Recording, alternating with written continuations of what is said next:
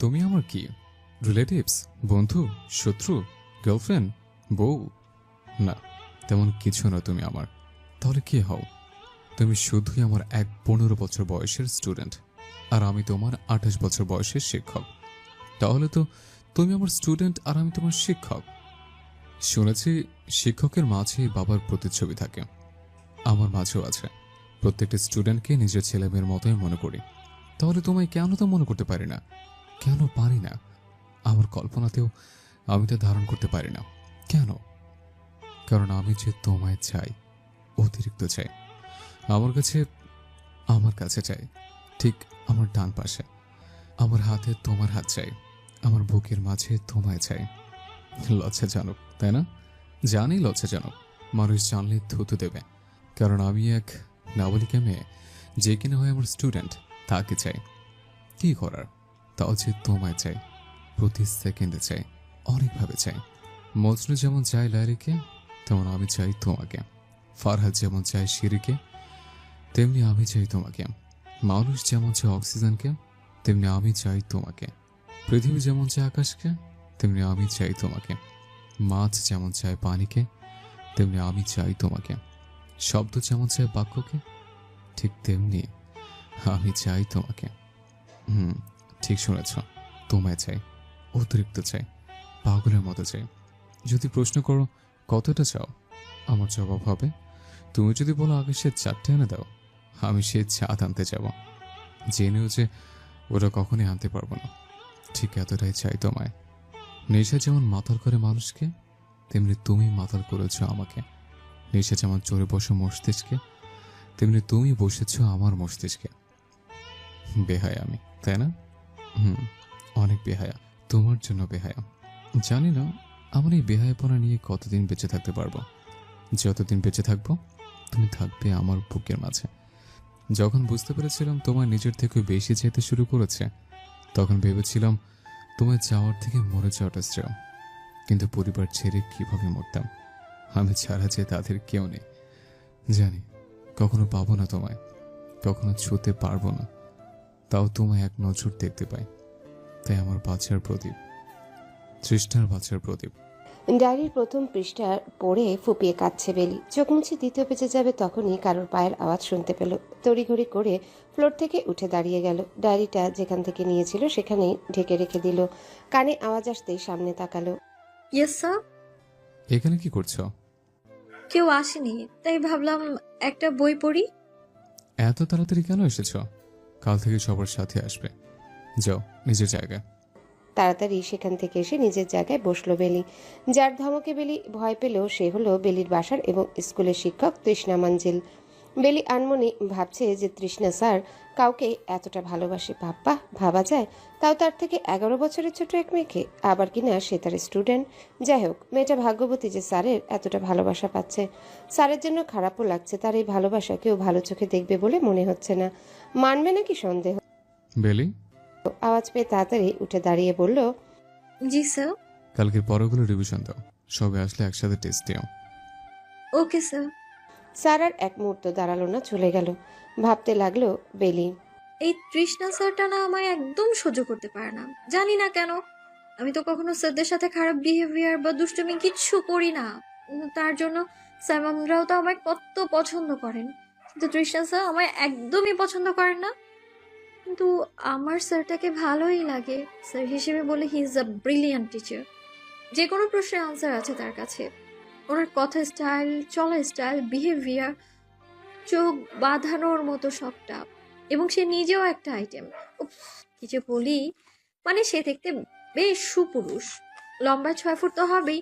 চেহারার গঠন গোল, চোখ দুটো অসম্ভব সুন্দর, সিল্কি চুলগুলো বেশ বড় রেখেছে। স্যার বয়স কেউ ধরতে পারবে বলে মনে হয় না। এবং সবার সাথে ভালোভাবে মিষ্টিভাবে কথা বলে। শুধু আমার সাথে রেগে কথা বলে, কখনো নরম সুরে বা হেসে কথা বলেই না। আই মিন ইট। স্যাররা যথেষ্ট বড় লোক। ঢাকার বসুন্ধরায় তাদের নিজেদের বাড়ি আছে 8 তলা। আরও নাকি আছে, সেটাও অন্যান্য টিচারদের মুখ থেকে প্রায়ই শুনি। গাড়িও আছে, এখন কতগুলো তা জানা নেই। পার্সোনালি একটা গাড়ি স্যার ইউজ করেন, ডার্ক কালারের। মাঝে মধ্যে গাড়িটা নিয়ে বের হয়। এতটা বড়লোক হওয়ার পরেও স্যারের সেই ব্যাপারে কোনো অহংকার নেই, সাদামাটা ভাবেই চলাফেরা করে সে। কিন্তু স্টাইলের দিক থেকে নো নড়চড়। স্টাইল করা ভেবে স্যারের রক্তে মিশে আছে। বাসায়ও কখনো অগোচর ভাবে দেখিনি স্যারকে। ভাবতে ভাবতে নিজের জগতে চলে এসেছি। পাশে যে কয়েকটা মেয়েরা চলে এসেছে সেদিকে খেয়ালই করিনি। কিছুক্ষণ পর স্যার এলো, আমার দিকে তাকাতেই মুখটা ঘুরিয়ে বাকি স্টুডেন্টদের দিকে মুচকি হেসে তাকালো। আমার না খুব কান্না পায় স্যার এমন করাতে।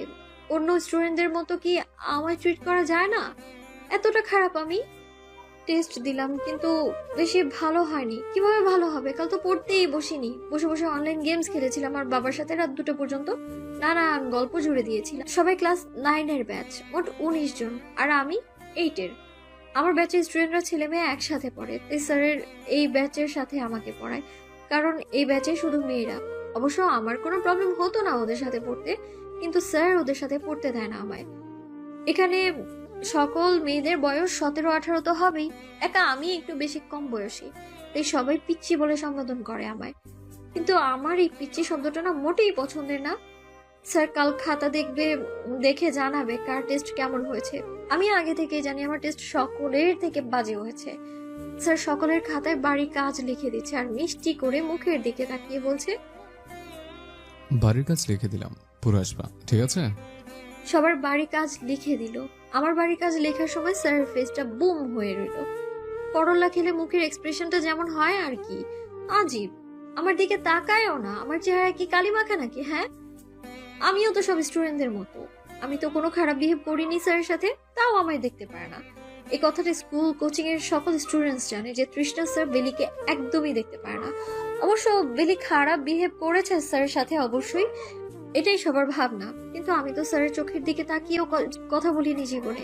খারাপ বিহেভ তো দূরের কথা। সামনে বাসার গেট দিয়ে সবার আগে আমি বেরিয়ে এলাম।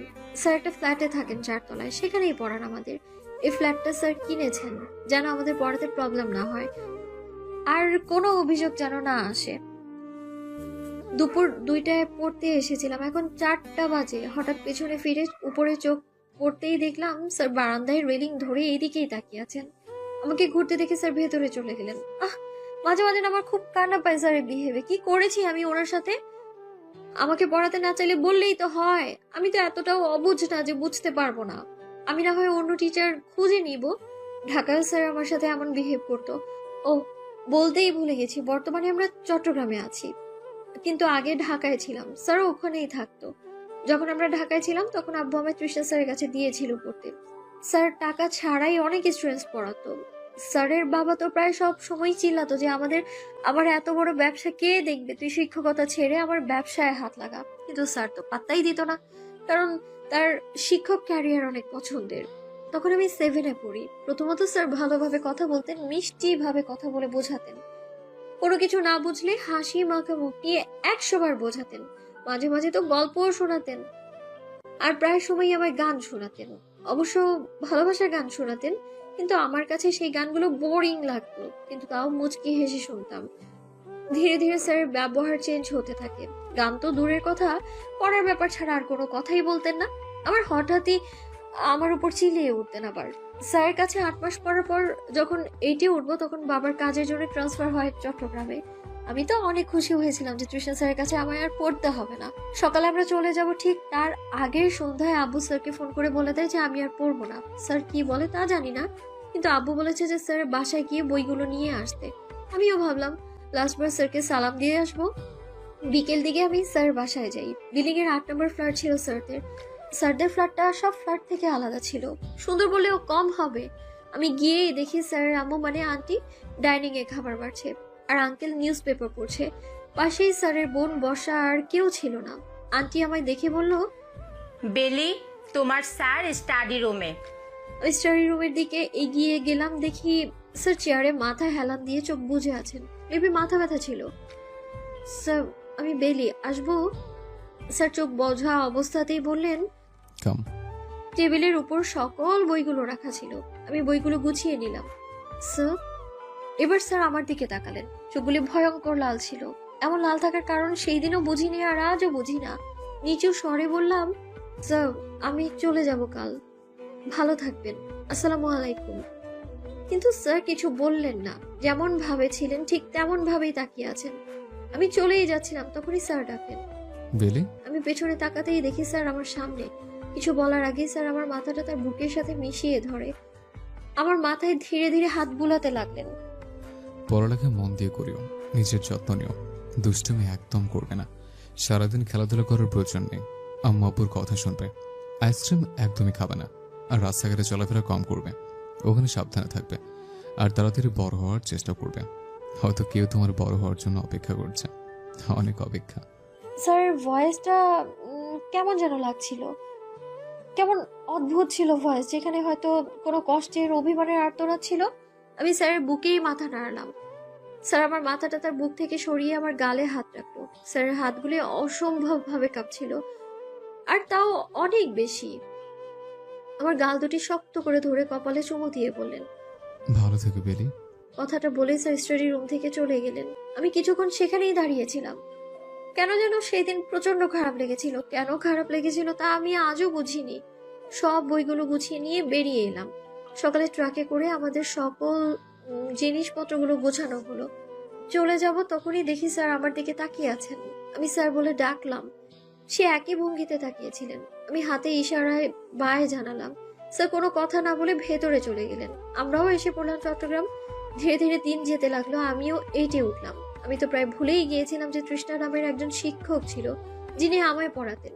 7-8 মাস পর স্যারকে আমাদের স্কুলে দেখলাম, তাও আমার ক্লাসে। তখন লাস্ট ক্লাস ছিল আমাদের। প্রিন্সিপাল স্যার তাকে সকল স্টুডেন্টসদের সাথে পরিচয় করা ছিল। আমি তো অবাকের সাথে প্রচন্ড খুশি। বসা থেকে দাঁড়িয়ে গিয়ে স্যারকে সালাম দিলাম, বাট স্যার কিছুই বললেন না। তারপর বাবা আবার কি মনে করে তৃষ্ণা স্যারের কাছে পড়তে দিলেন আমায়।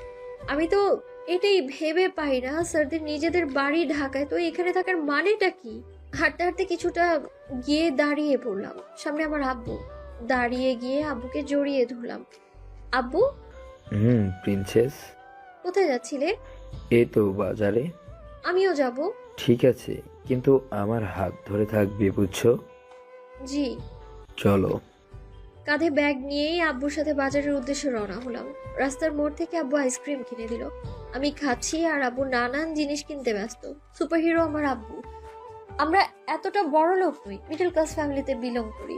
আব্বু একজন সাধারণ ব্যাংকার আর আম্মু হাউসওয়াইফ। তারপরেও আমাদের একটা হ্যাপি ফ্যামিলি। আমি, আম্মু আর আপু। আম্মুর 49 বছর বয়স আর আব্বুর 55 চলছে। বাজার করে বাপ মেয়ে বাসায় চলে আসলাম। নানান কথা আর দুষ্টুমি করে সন্ধ্যা পার হতে পড়তে বসতে হলো। এই বছর শেষের দিকে, আর কয়েক মাস পরেই আমার জেএসসির এক্সাম। টেনশন তো প্রচুর হয়, কিন্তু তৃষ্ণা স্যার যেভাবে বুঝিয়ে বলেন তাতে সব টেনশন নিমিশেই গায়েব হয়ে যায়। স্যার অনেক পড়া দেন আমায়, যেটা আমি কখনো পড়ে যেতে পারি না প্রাইভেটে। কিন্তু স্কুলে স্যারের ক্লাসে সব পড়া পড়ে যাই আমি, কারণ স্যার মারেন পড়া না দিলে। আমি এখনো মার খাইনি, কারণ অলওয়েজ পড়া পড়ে যাই আমি।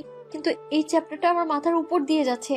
প্রাইভেট পড়তে গেলাম, তখন শিখবো ভেবেছিলাম, কিন্তু ভুলেই গিয়েছি। এভাবে ইংলিশ আর গণিতে আমি অনেক বেশি কাঁচা।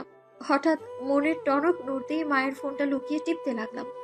আমার একটা গোপন ফেসবুক অ্যাকাউন্ট আছে, এটা আমি ছাড়া আর কেউ জানে না। যেই ভাবা সেই কাজ। লগ ইন করলাম, সাথে সাথে ক্রাশের পিকচার সামনে। ফ্যান পেজ থেকে আপডেট হলো মাত্র। এই ছেলেটাকে আমার এত কেন ভালো লাগে। সারা দিন বসে বসে পিক দেখলেও দেখা আর ফুরবে না। উফ, যদি রিল দেখতে পেতাম। কারো এখানে আসার আওয়াজ পেতেই ফোনটা রেখে ঘুমিয়ে পড়ার অ্যাক্টিং করলাম। মা এসে চিল্লাতে শুরু করলো, বেলি, খাবি আয়, আর একবার ডাকতে আসতে হলে দুধ খেতে দিব না। আমি লাফ দিয়ে উঠে মায়ের পিছে পিছে যেতে লাগলাম, কজ আমি দুধের ভক্ত। খাওয়া দাওয়া করে আমি ক্লান্ত হয়ে ঘুমিয়ে পড়লাম। ঘুম ভাঙলো সকালে মায়ের ডাকে। মা, বেলি, 6টায় ক্লাস আরম্ভ হয়, এখন 5টা 27 বাজতে চললো। কখন রেডি হবে আর কখন যাবি? প্রতিদিন দেরি করে স্কুলে যেতে কি তোর ভালো লাগে? শরমও তো করে। মহিমা আন্টির মেয়ের থেকে কিছু শিখ। চেঁচাচ্ছে। আমি তাড়াহুড়ো করে রেডি হতে ব্যস্ত, মাও আমায় রেডি করাতে ব্যস্ত। ব্যাগে মা টিফিন ভরে দিল আর হাতে 20 টাকা দিয়ে বলল, পুরো টিফিন বক্স যেন খালি পাই। আমি মাথা নাড়িয়ে দৌড় দিলাম। মাত্র 15 মিনিট বাকি। আমার দৌড়কে আর দেখে। দৌড়াতে দৌড়াতে চুলও আউলে যাচ্ছে আমার।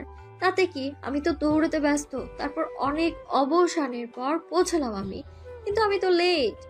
গেটে দাঁড়িয়ে থাকতে হচ্ছে, কারণ অলরেডি শপথ পাঠ চলছে। কিছুক্ষণ পর আমার সাথে আরো কিছু ছেলে মেয়ে ছিল, সবাইকে ভেতরে প্রবেশ করিয়ে গেট সহ সাইডে দাঁড় করিয়ে রাখলো, যা আমার সাথে প্রতিদিনই হয়। পাশের ছেলে মেয়েগুলি মুখ ঢাকতে ব্যস্ত ব্যাগ দিয়ে, শুধু আমিই একমাত্র ব্যক্তি যে নর্মালি সামনে তাকিয়ে সবার হাসাহাসি দেখছি। শপথ পাঠ শেষ হতেই প্রার্থনা শুরু হলো। শিক্ষার্থীরা সারি বেঁধে লম্বা লাইনে দাঁড়িয়ে, ঠিক তাদের সামনে সকল স্যার ম্যাডামরা দাঁড়িয়ে। তাদের মধ্যে তৃষ্ণা স্যারও আছেন ম্যাডামদের পাশেই। আমাদের স্কুলে তৃষ্ণা স্যার একটু বেশি ইয়াং অন্যান্য টিচার্সদের ক্ষেত্রে, যার কারণে ক্লাস 10-এর আপুরা স্যারকে প্রচুর জ্বালায়। 9-এরও অনেক আপুরা আছে এমন। অনেকবার স্যার বিচার দিয়েছে এই মেয়েদের নিয়ে। জাতীয় সঙ্গীত গাওয়া হতেই সবাই লাইন ধরে নিজেদের ক্লাসে যেতে লাগলো। ওদের যাওয়া হতেই আমাদের শারীরিক শিক্ষা স্যার এসে বলতে লাগলেন, এই যে তোমরা আজও লেট, কাল থেকে লেট করলে আর স্কুলে ঢুকতে দেওয়া হবে না, গেট থেকেই বাসায় পাঠিয়ে দেওয়া হবে। যথারীতি মাথা নাড়লাম, কারণ প্রতিদিন শুনতে হয়। যাও ক্লাসে। দৌড় দিতে শুরু করলাম কাঁধে ব্যাগ নিয়ে। যেতে যেতে তৃষ্ণা স্যারের সাথে দেখা হলো। মেবি রেগে আছে, আমার দিকে রাগি চোখে তাকিয়ে আছে। আমি মুচকি হেসে সালাম দিলাম। ক্লাসে স্যার অলরেডি ঢুকে গিয়েছে। দরজায় আমার 5 মিনিট দাঁড়িয়ে থাকতে হয়েছে। ক্লাসের অনেকেই মিটিমিটি হাসছে। অবশেষে ক্লাসে ঢুকতে পারলাম। পেছনের বেঁচে হাসানের সাথে বসলাম। ও অনেক ফ্রেন্ডলি একটা ছেলে, আমার বেস্ট ফ্রেন্ডও বলতে পারো। আর কারোর সাথে আমার এত ভাব নেই, শুধুমাত্র ও ছাড়া। অতঃপর 4টা ক্লাস শেষ করলাম। কিছু ক্লাসে দাঁড়াতে হয়েছে, আবার কিছু ক্লাসে পড়া পেরেছি। টিফিন টাইম দিতেই আমি টিফিন রুমে যেতে শুরু করলাম। সাথে হাসান তো আছেই, ওরও আমি ছাড়া তেমন কোনো ফ্রেন্ড নেই, তাই আমিও হাসানের বেস্টি। দুজন মিলে টিফিন রুমের পেছনের টেবিলে বসলাম। বক্স খুলেই কান্না পাচ্ছে আমার। মা সবজি দিয়েছে রুটির সাথে, তাও আবার তেল ছাড়া রুটি। আমি জানি মা ইচ্ছে করেই দিয়েছে, যেন ক্ষুধায় জড়ো হয়ে এইগুলো খাই আমি। ঘরে ডিম থাকতেও কেন সবজি দিল, খাবো না আমি। রেগে বক্স নিয়ে টিফিন রুম থেকে বেরিয়ে আসলাম। পেছনে হাসানো, কি রে বেলি, কি হয়েছে? খাবি না টিফিন? না দেখ না মা কি সব সবজি দিয়েছে। আচ্ছা, আমার থেকে খাবি, আই। না তুই খা, আমি খাবো না। ক্ষুধাও লেগেছে অনেক। পাশে দাঁড়িয়ে আছে হাসান, দুজনে নিচে তাকিয়ে আছি। অনেকেই মাঠে খাচ্ছে ক্যান্টিন থেকে কিনে। আমারও তো 20 টাকা ছিল, যে ভাবা সেই কাজ। 20 টাকা নিয়ে ক্যান্টিনের উদ্দেশ্যে দৌড় দিলাম। পেছনে হাসানও দৌড়াচ্ছে। দৌড়াচ্ছি আর হাসছি দুজন। সিঁড়ি বেয়ে নামছিলাম দৌড়ে, তখনই মাহবুব স্যার ধমক দিলেন উঠতে উঠতে। এভাবে দৌড়াচ্ছ কেন? কৃষ্ণা স্যারও ছিলেন মাহবুব স্যারের সাথে। আমি আর হাসান অপরাধীর মতো দাঁড়িয়ে। স্যার, ক্যান্টিনে যাচ্ছিলাম। তো শান্তভাবে যাও, এই শীতকালে ফ্লোরে পড়ে গেলে প্রচন্ড ব্যথা পাবে, বুঝছো? জি স্যার। মাহবুব স্যার চলে যাচ্ছেন, বাট কৃষ্ণা স্যার সামনে দাঁড়িয়ে, তাই যেতেও পারছি না। হঠাৎ স্যারের আওয়াজে তার দিকে তাকালাম। হাসান, জি স্যার। যাও টিফিন করো। Okay sir. হাসান চলে যাচ্ছে দৌড়ে। আমি তো দাঁড়িয়ে আছি মাথা নিচু করে। এমনিতেই আমি কৃষ্ণা স্যারকে বড্ড ভয় পাই। কোথায় যাওয়া হচ্ছিল? স্যার, ক্যান্টিনে। টিফিন দেয়নি আন্টি? জি দিয়েছে। তো সবজি খেতে ইচ্ছে হয় না। স্যার কিছুক্ষণ আমার দিকে তাকিয়ে থেকে বলল, জ্যাকেট কি কোমরে বাঁধার জন্য? আমি তাড়াতাড়ি জ্যাকেট কোমর থেকে ছুটিয়ে গায়ে পরে নিলাম। স্যার ভারী আওয়াজে বললেন, কাম উইথ মি। অতঃপর কি আর করার, স্যার যাচ্ছে আর আমি তার পেছন পেছন। মেবি আমি স্যারের বুকের একটু নিচে পড়বো লম্বায়। বোঝাই যাচ্ছে কি লম্বা স্যারটা। স্যার আমায় অফিস রুমে নিয়ে যাচ্ছে, যেখানে সকল স্যার ম্যাডাম বসে আড্ডা দিচ্ছেন। আমি কিছু বলতেও পারছি না যে ওখানে কেন নিচ্ছে। স্যার অফিস রুমে ঢুকলেন, আমি গেটের কাছেই দাঁড়িয়ে। স্যার আমার সামনে এসে বললেন, হোয়াটস রং, কাম। আমি পিছু পিছু যেতে লাগলাম। রুমে প্রবেশ করতেই সকলকে সালাম দিলাম। বড় একটা টেবিলের চেয়ারে বসে স্যাররা ব্রেকফাস্ট করছেন। অন্য একটা টেবিলে স্যার একটা বক্স রেখে সামনে বসলেন আর আমায় দ্বিতীয় পাশে বসতে ইশারা করলেন। আমি মাথা নিচু করে বসলাম। স্যার তার হাতের টিফিন বক্সটা আমার দিকে দিয়ে বললেন, পুরো ফিনিশ করো। আর আমার হাতের টিফিন বক্সটা নিয়ে খুলে খেতে শুরু করলেন তিনি। আশেপাশে টিচাররা আর চোখে তাকাচ্ছেন। মরিয়ম ম্যাডাম তো জিজ্ঞেস করেই বসলেন, তৃষ্ণা স্যার, বেলিকে এখানে আনলেন যে? স্যার খেতে খেতেই শান্ত গলায় জবাব দিলেন, খেতে চাচ্ছিল না। কেউ আর কিছু বলল না। আমি বক্স খুলছিলাম না দেখে স্যার আবারও খেতে খেতে বললেন। খাচ্ছ না যে? আমি নিম্ন স্বরে বললাম, স্যার আমি ক্যান্টিন থেকে খেয়ে নিতে পারতাম। চুপচাপ খেতে থাকো। পেলাম স্যারের এত ভারী আওয়াজে কবে যেন আমি মারাই যাই হার্ট ফেল করে। আমি বক্স খুলে দেখি বিরিয়ানি। আমাকে আর পায় কে? মন খুলে খেতে শুরু করলাম। আশেপাশে কি হচ্ছে না হচ্ছে দেখার টাইমে নেই। হঠাৎ তালুতে উঠে গেল খাবার, স্যার তো চিল্লিয়ে উঠলো। ইউ খাবার থেকে নিচ্ছে না, ধীরে ধীরে খাও, ঠিক আছে? জি। আমি আবারও খেতে শুরু করলাম। স্যারের দিকে তাকাতেই দেখলাম স্যার আমায় দেখছিলেন মেবি। আমি তাকাতেই স্যার খেতে শুরু করলেন। আমি তো ভুলেই গিয়েছিলাম যে এটা স্যারের খাবার, আর আমি তো সব খেয়েই যাচ্ছি। আমি কাঁদো কাঁদো গলায় বললাম, স্যার আম সরি, আপনাকে জিজ্ঞেস করতে ভুলে গিয়েছি। আমি চামচ দিয়ে খাচ্ছিলাম, খাবার নষ্ট হয়নি। আপনি কি খাবেন? কথাটা বলেই ব্যাকুল হয়ে গেলাম। আমার খাওয়া খাবার স্যারকে জিজ্ঞেস করলাম। মাথা নিচু করে আবারও খাচ্ছি। হঠাৎ স্যারের কথায় স্যারের দিকে তাকালাম। লাস্টে কিছু খাবার রেখে দিও। আমি মাথা নাড়লাম। কিছু খাবার কি ফেলার জন্য রাখবো? আজীব। আমি কিছু খাবার রেখে দিলাম। পেট ভরে গেছে। তো হয়েছে। পেট ভরেছে? জি যাও, দেরি হচ্ছে ক্লাসের জন্য। স্যার আসসালামু আলাইকুম। আমি দিলাম দৌড়। আশেপাশে না দেখে দৌড়ে যাচ্ছিলাম। হঠাৎ টিফিন বক্সের কথা মনে পড়তেই আবার অফিস রুমের দিকে যাব, তখনই জানালায় চোখ পড়তেই দেখলাম স্যার বিরিয়ানি খাচ্ছেন, তাও সেম চামচ আর সেম বাটি যেভাবে রেখে এসেছিলাম। স্যার চোখ বুজে খাচ্ছেন। আমার কষ্ট লাগলো অনেক। মেবি স্যার প্রচন্ড ক্ষুধা পেয়েছিল আর আমি সব খাবার খেয়ে সাবার করে দিলাম। ক্লাসে চলে এলাম। 3টা ক্লাস করে লাস্ট ক্লাস ছিল তৃষ্ণা স্যারের। আমি আর হাসান ড্রয়িং করছিলাম, তখনই স্যার প্রবেশ করলেন। দাঁড়িয়ে সালাম জানালাম। স্যার বসতে বললেন। বসেও আমার শরীর থেকে ঘাম ঝরছে। আজ আমি পড়া পারি না, সাথে হোমওয়ার্কও করিনি। পড়া না পারলে হোমওয়ার্ক কিভাবে করব আমি? ক্যাপ্টেন খাতা ওঠানো শুরু করেছে। আমার রোল 4, সেই হিসেবে পড়া না পারলে অনেকটা হেনস্থা হতে হয়। খাতা ওঠানোর সময় আমার খাতা না থাকায় দাঁড়াতে হয়েছে। হাসান বসেছিল, ও খাতা এনেছে। এদিক ওদিক তাকাচ্ছি, দেখলাম মাত্র 5 জন দাঁড়িয়েছে। প্রচন্ড ভয় করছে। স্যার খাতা চেক করে প্রথম বেঞ্চ থেকে পড়া ধরা শুরু করলেন। পড়া না পারায় 5টা 2 হাতে বাড়ি দিচ্ছেন কাঠি স্কেল দিয়ে। লাস্ট বেঞ্চে আসতেই বলে উঠলেন, খাতা আনোনি কেন? স্যার পড়া। আমাকে বলতে না দিয়ে স্যার বলে উঠলেন, নো এক্সকিউজ, হাত পাতো। আমি চোখ বন্ধ করে 2 হাতে এগিয়ে দিতেই ঠাস ঠাস আওয়াজ এলো 5টা। তখন মনে হচ্ছিল হাত দিয়ে রক্ত বেরোচ্ছে। আমি আর স্যারের দিকে তাকাইনি, নিচে তাকিয়ে আছি। পড়ো পড়ো।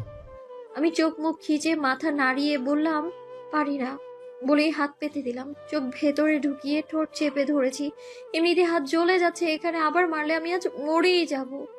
তখনই আরো 5টা 2 হাতে পড়লো। মনে হচ্ছিল কেউ কাটা জায়গায় লবণ ছিটিয়ে দিয়েছে। চোখে পানি টপ টপ করে ঝরছে। বসো, কাল থেকে যেন পড়া আর হাতের লেখা মিস না হয়। আমি মাথা নাড়তেই স্যার অন্য সাইডে চলে গেলেন, আর আমি হাসানের দিকে ঘুরে তাকিয়ে ফুপিয়ে কেঁদে উঠলাম। বড্ড ব্যথা করছে। হাসান আমার চোখ মুছে দিচ্ছে আর বলছে, কাঁদিস না বেলি। আমার তো জান বেরিয়ে যাচ্ছে ব্যথায়। বোতল খুলে হাতে পানি দিল হাসান। আমার ব্যথা মনে হচ্ছে আরো বাড়ছে। লাল লাল হয়ে আছে সেই জায়গাটাতে যেখানে স্কেল লেগেছে। আমি ভালোভাবে চোখ মুছে নিলাম। স্যার পড়াতে শুরু করলেন আর আমি বোঝার চেষ্টা করে যাচ্ছিলাম। স্যার ক্লাস লাস্ট ছিল, ঘন্টা দিতেই ব্যাগ গুছানো শুরু করলাম। বাট হাতের ব্যথায় বইগুলোও ধরতে পারছিলাম না। হাসান আমার ব্যাগটা গুছিয়ে দিল, কাঁধে উঠিয়ে দিল। এখনো চোখ মুখ ফোলা। আমি হাসান কথা বলতে বলতে বেরিয়ে আসলাম। গেট দিয়ে বেরিয়ে আসবো, তখনই স্যারের আওয়াজ পেলাম। আমি ঘুরে দাঁড়ালাম, বাট তার দিকে তাকাইনি। সালাম দিয়ে মাথাটা নিচু করে রাখলাম। বড্ড অভিমান লাগছিল, জানি না কেন, বাট তীব্র কষ্টও হচ্ছিল। হাতগুলো এখনো জ্বলছে। সবাইকে মেরেছে, কেউ কাঁদেনি, কিন্তু আমি কেঁদেছি কারণ আমায় অনেক জোরে মেরেছে। আওয়াজও অনেক হয়েছিল। এভাবে স্যার কখনো মারেননি, আজ মেরেছেন, তাও এত। টিফিন বক্স নাও। আমি হাত পেতে দিলাম বক্স দেওয়ার জন্য, বাট স্যার দিচ্ছিলেন না। মেবি আমার হাতের দিকে তাকিয়েছিলেন। স্যার দিচ্ছিলেন না দেখে আমি বললাম, সব বক্স। স্যার কিছুক্ষণ দাঁড়িয়ে থেকে হাসানের হাতে বক্স দিয়ে চলে যাচ্ছেন। আমি তো হাত পেতে রেখেছিলাম। হাসান বলল, দে ব্যাগে ঢুকিয়ে দি। আর শোন, বাসায় গিয়ে হাতে বরফ লাগাস। দেখ লাল লাল হয়ে আছে, আর হাতটাও ফুলে গেছে অনেকখানি। ব্যথাটা মনে হতেই তীব্র কষ্ট হচ্ছে। হাঁটতে হাঁটতে চলে এলাম বাসায়। মা, আমি চলে এসেছি। মা রান্নাঘর থেকে জবাব দিলেন, রুমে গিয়ে কাপড় চেঞ্জ করে গোসল করে নে। জি। আমি রুমে গিয়ে ব্যাগটা রেখে বিছানায় গা এলিয়ে দিলাম। চোখ বুঝতেই সেই ভয়াবহ দৃশ্য, ঠাস ঠাস বাড়িগুলো। স্যার পড়া না পারলে আমি আর কখনো স্কুলে পাই রাখবো না। গোসল করে নিলাম। হাতটা জ্বলছে এখনো। পানি ধরায় আরো তীব্র হয়েছে ব্যথাটা। দুপুরের খাবার মায়ের হাতে খেলাম। নিজের হাতটা আর দেখাইনি। ঘুম দিলাম, চোখ খুলতেই দেখলাম পাশে আব্বু, আম্মু আর ডক্টর আঙ্কেল। আমাকে জাগতে দেখে আম্মু তো বকাবকি শুরু করে দিল। গায়ে এত জ্বর কিভাবে আসলো? দেখ তো মুখের কি অবস্থা হয়েছে, আর এই হাতের অবস্থা এমন কেন? কি হয়েছে হাতে? আমি আর কিছুই বললাম না, প্রচন্ড খারাপ লাগছিল। রাত 8টা বাজতে চললো। এতগুলো ওষুধ খেয়ে আবারও ঘুমানোর চেষ্টা করতে লাগলাম। বাবা আমার হাত ধরে বসে আছেন। সকালের স্কুলে গেলাম না, ব্যথাটা তীব্র হওয়ায় রাতে প্রচন্ড জ্বর এসেছিল। এখন অনেকটা ভালো লাগছে, বাট অতটাও না। কেমন যেন মাথাটা ভারী ভারী লাগছে। 12টার দিকে মা চিল্লাতে শুরু করলো। বেলি, বেলি, তোর টিচার আসবে তোকে দেখতে। কথাটা শুনতেই আমি লাফ দিয়ে বাইরে আসলাম। কে আসবে মা? তৃষ্ণা স্যার আসবে। মা, স্যার আসলে তুমি খাইয়ে পাঠিয়ে দিও, আমার শরীর একদম ভালো লাগছে না, ঘুমাবো। কথাটা বলে ঘুমোতে চলে গেলাম। কম্বল দিয়ে মুড়ি দিয়ে ঘুমিয়ে পড়েছি। মা অনেকবার ডেকেছেন, বাবাও ডেকেছেন, কিন্তু আমি ঘুমিয়েই ছিলাম। সকালে উঠতেই মা বলল, স্কুল যাবি? না মা, কাল থেকে যাব। ফ্রেশ হয়ে ছাদে অনেকক্ষণ ঘুরলাম। এখন অনেকটাই ভালো লাগছে। শরীরের কাহিল অবস্থাটা আর নেই। শুনেছিলাম মায়ের থেকে স্যার আমায় একবার দেখার কথা অনেকবার বলেছেন। হাতটা এখনো কেমন যেন দেখাচ্ছে। সকাল গড়িয়ে দুপুর হতে চলল। স্যার নাকি বাবাকে ডিরেক্ট বলে দিয়েছে আমায় পড়তে যেতে। যাওয়ার ইচ্ছে না থাকতেও যেতেই হবে। আজ মা স্যারের এই মাসের বেতনটাও সাথে দিয়েছে। মাস শেষের দিক বেতন দ্রুত দিয়ে দেওয়াই মা বাবার স্বভাব। আমি একটা ডেয়ারি মিল্ক কিনে খেতে খেতে স্যারের বাসায় পৌঁছলাম। আজও আমি তাড়াতাড়ি চলে এসেছি। দরজার কাছে কারো জুতো নেই। এখন সবার আগে পৌঁছলে স্যার বকা দেবেন, তাই দরজার কাছে অনেকক্ষণ দাঁড়িয়েছিলাম। এখনো কেউ আসছে না। আমি ভেতরে ঢুকে টেবিলে বসে পড়লাম। কিছুক্ষণ পড়াগুলি দেখছিলাম। স্যার না আসায় আমি রুমের দিকে উকি দিলাম। না, স্যার তো নেই। আমি কৌতূহল নিয়ে বই যেখানে থাকে সেখানে চলে এলাম। সেই রুমটা অন্ধকার। লাইটের সুইচ খুঁজছিলাম আমি, কিন্তু পাচ্ছি না। স্যার ডায়েরিটা আর সেই জায়গায় নেই। নিচু হব তখনই কারো স্পর্শ পেলাম। কেউ পেছন থেকে আমার 2 হাতের কবজি ধরলো। আমি জোরেই চিৎকার দিয়ে উঠলাম, স্যার।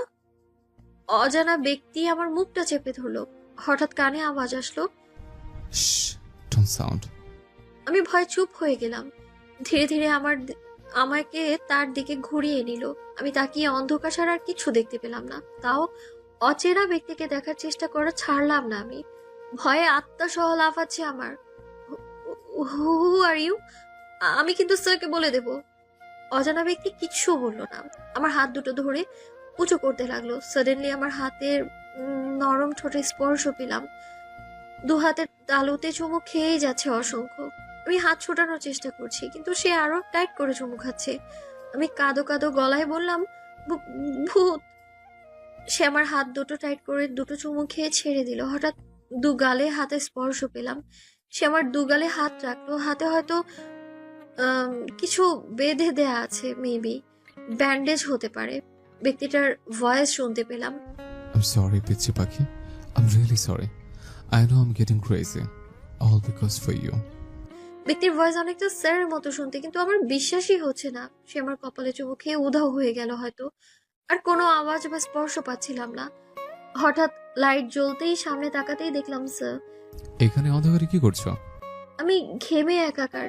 কি ভেবেছিলাম স্যার কেন হতে যাবে? আল্লাহ মাফ করো। তাহলে কে ছিল? বই পড়তে এসেছিলাম। যাও, টেবিলে গিয়ে বসো। আমি মাথা নিচু করে স্যারকে সালাম দিয়ে নিজের জায়গায় বসলাম। পড়া মাথায় ঢুকছিলই না আমার, শুধু সেই কাহিনীটাই মনে উকি দিচ্ছে। হঠাৎ পাশের 9-এর আপু বলে উঠল, স্যার আপনার হাতে কি হয়েছে? এত বড় ব্যান্ডেজ কেন?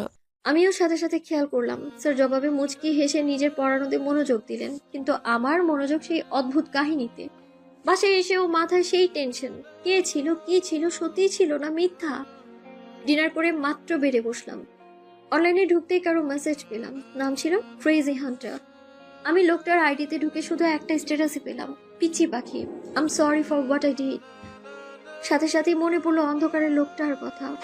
আই এম সরি পিচ্চি পাখি। আমি সাথে সাথেই ইনবক্সে গেলাম। ইনবক্সে গিয়ে দেখলাম এই বয়সে ফেসবুক অ্যাকাউন্টও খুলেছো? আমি মেসেজ দেখে ভয় পেয়ে গিয়েছি। কাঁপা কাঁপা হাতে রিপ্লাই দিলাম, কে আপনি? ভূত? স্যারের বাসার ভূত? না, নিউ ভূত। নতুন ভূত? শুধু তোমার জন্য এই ভূতের জন্ম। আপনি কি চেনেন আমায়? কেন? আপনি স্ট্যাটাস কার জন্য লিখেছেন? যদি বলি তোমার জন্য?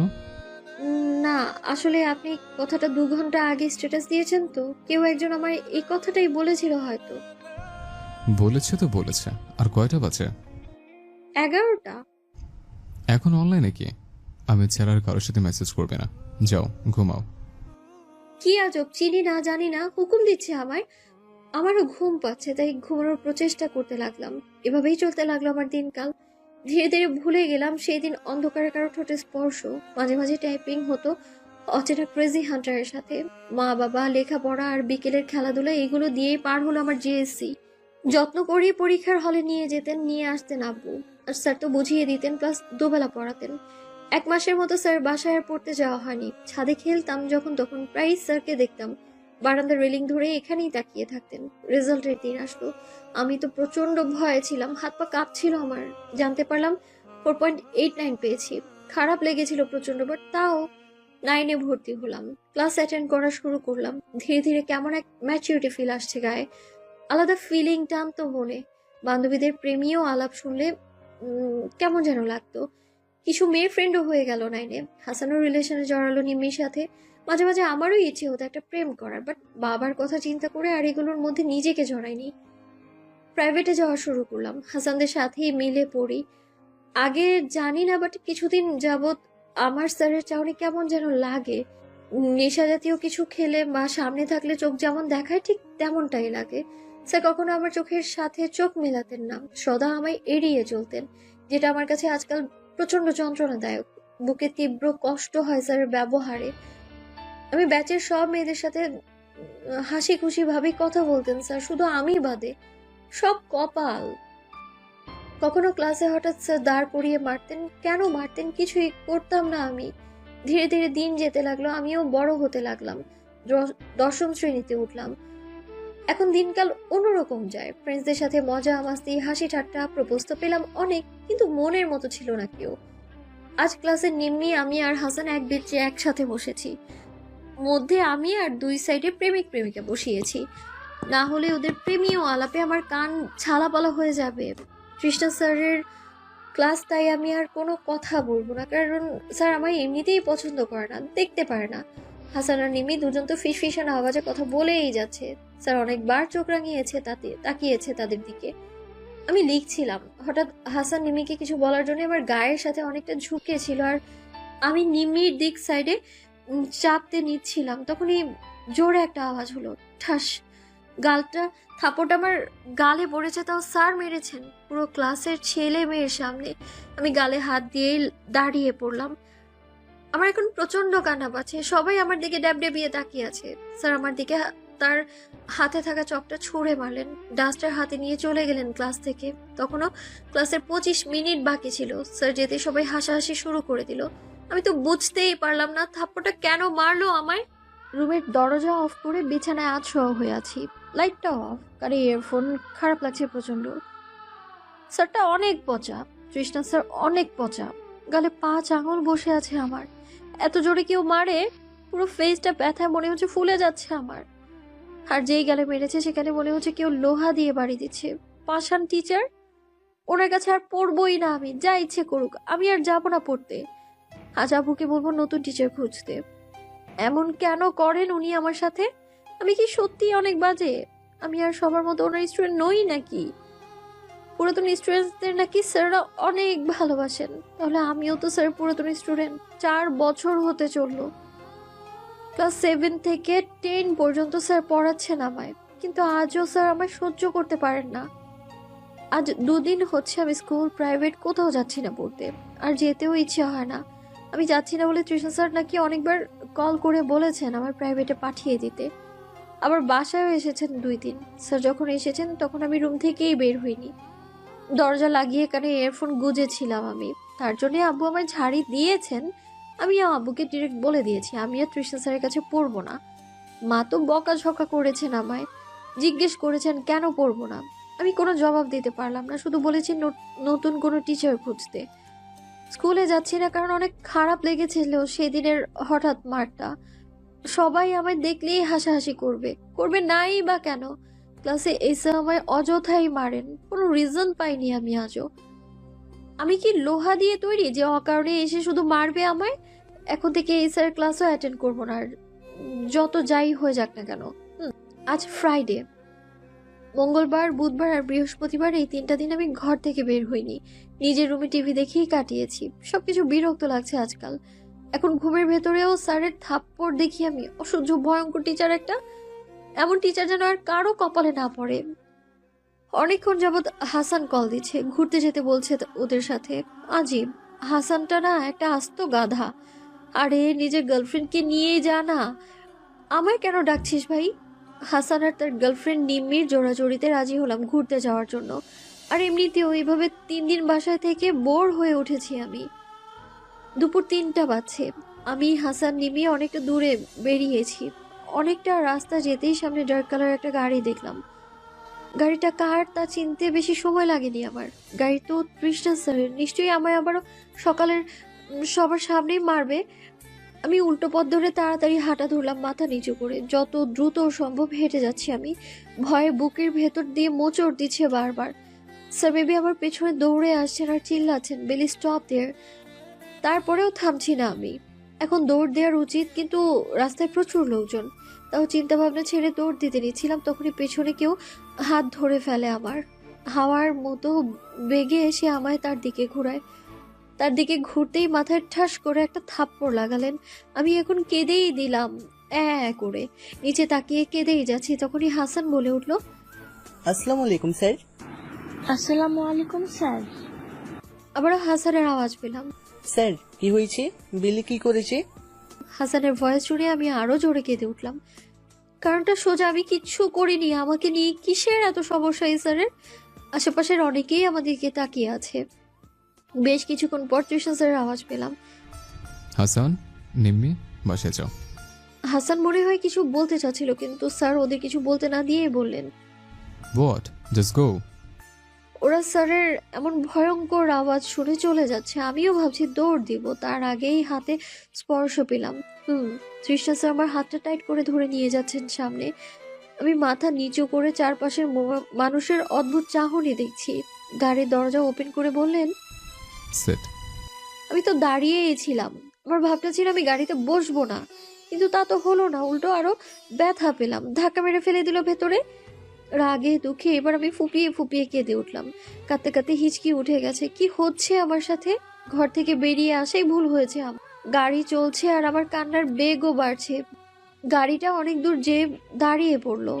আমিও তাও স্যারের দিকে তাকাইনি। আমি নিচের দিকে তাকিয়ে কাঁদছি। ভেবেই রেখেছি আর দেখবো না এই স্যারকে। ভয়ঙ্কর বিটিং করা টিচার। হঠাৎ আমার কোমরে কারো হাতে স্পর্শ পেলাম। কেঁপে উঠলাম, আর সামনে তাকানোর আগেই সেই হাত জোড়ার মালিক আমায় টেনে তার দিকে নিয়ে নিলেন। আমি বিস্ময় নিয়ে তার দিকে তাকাতেই আমার ঠোঁটে তার ঠোঁটে উষ্ণ আভাস পেলাম। মুহূর্তের মধ্যে কি হলো আমার কোনো আইডিয়া নেই। পুরো শরীরের পশম ধীরে ধীরে দাঁড়াতে শুরু করলো। কোমর থেকে এক হাত উঠিয়ে আমার থুতনির নিচে থেকে ধরে গাল পর্যন্ত চেপে ধরলো। মুখটা তার দিকে আরো টেনে নিল। আমার কোমর তার এক হাতে সম্পূর্ণ আবদ্ধ। তীব্র থেকে তীব্রভাবে তার ঠোঁট আমার ঠোঁটের মাঝে আবেশে প্রবেশ করছে। কি হচ্ছে এটা? কোনো আইডিয়া নেই আমার, কিন্তু আমার চোখ লাগাম ছাড়া হচ্ছে। ধীরে ধীরে চোখ বুঝে গেল, আর তার ঠোঁটের ছোঁয়া তীব্র হয়ে যাচ্ছে। তার আচমকা এরকম আচরণ নেই, অনেকটা কিছু একটা পাওয়ার নেশা হাতে পেয়েছে এমন একটা ব্যাপার ছিল। আমার মন কাজ করা বন্ধ করে দিয়েছে।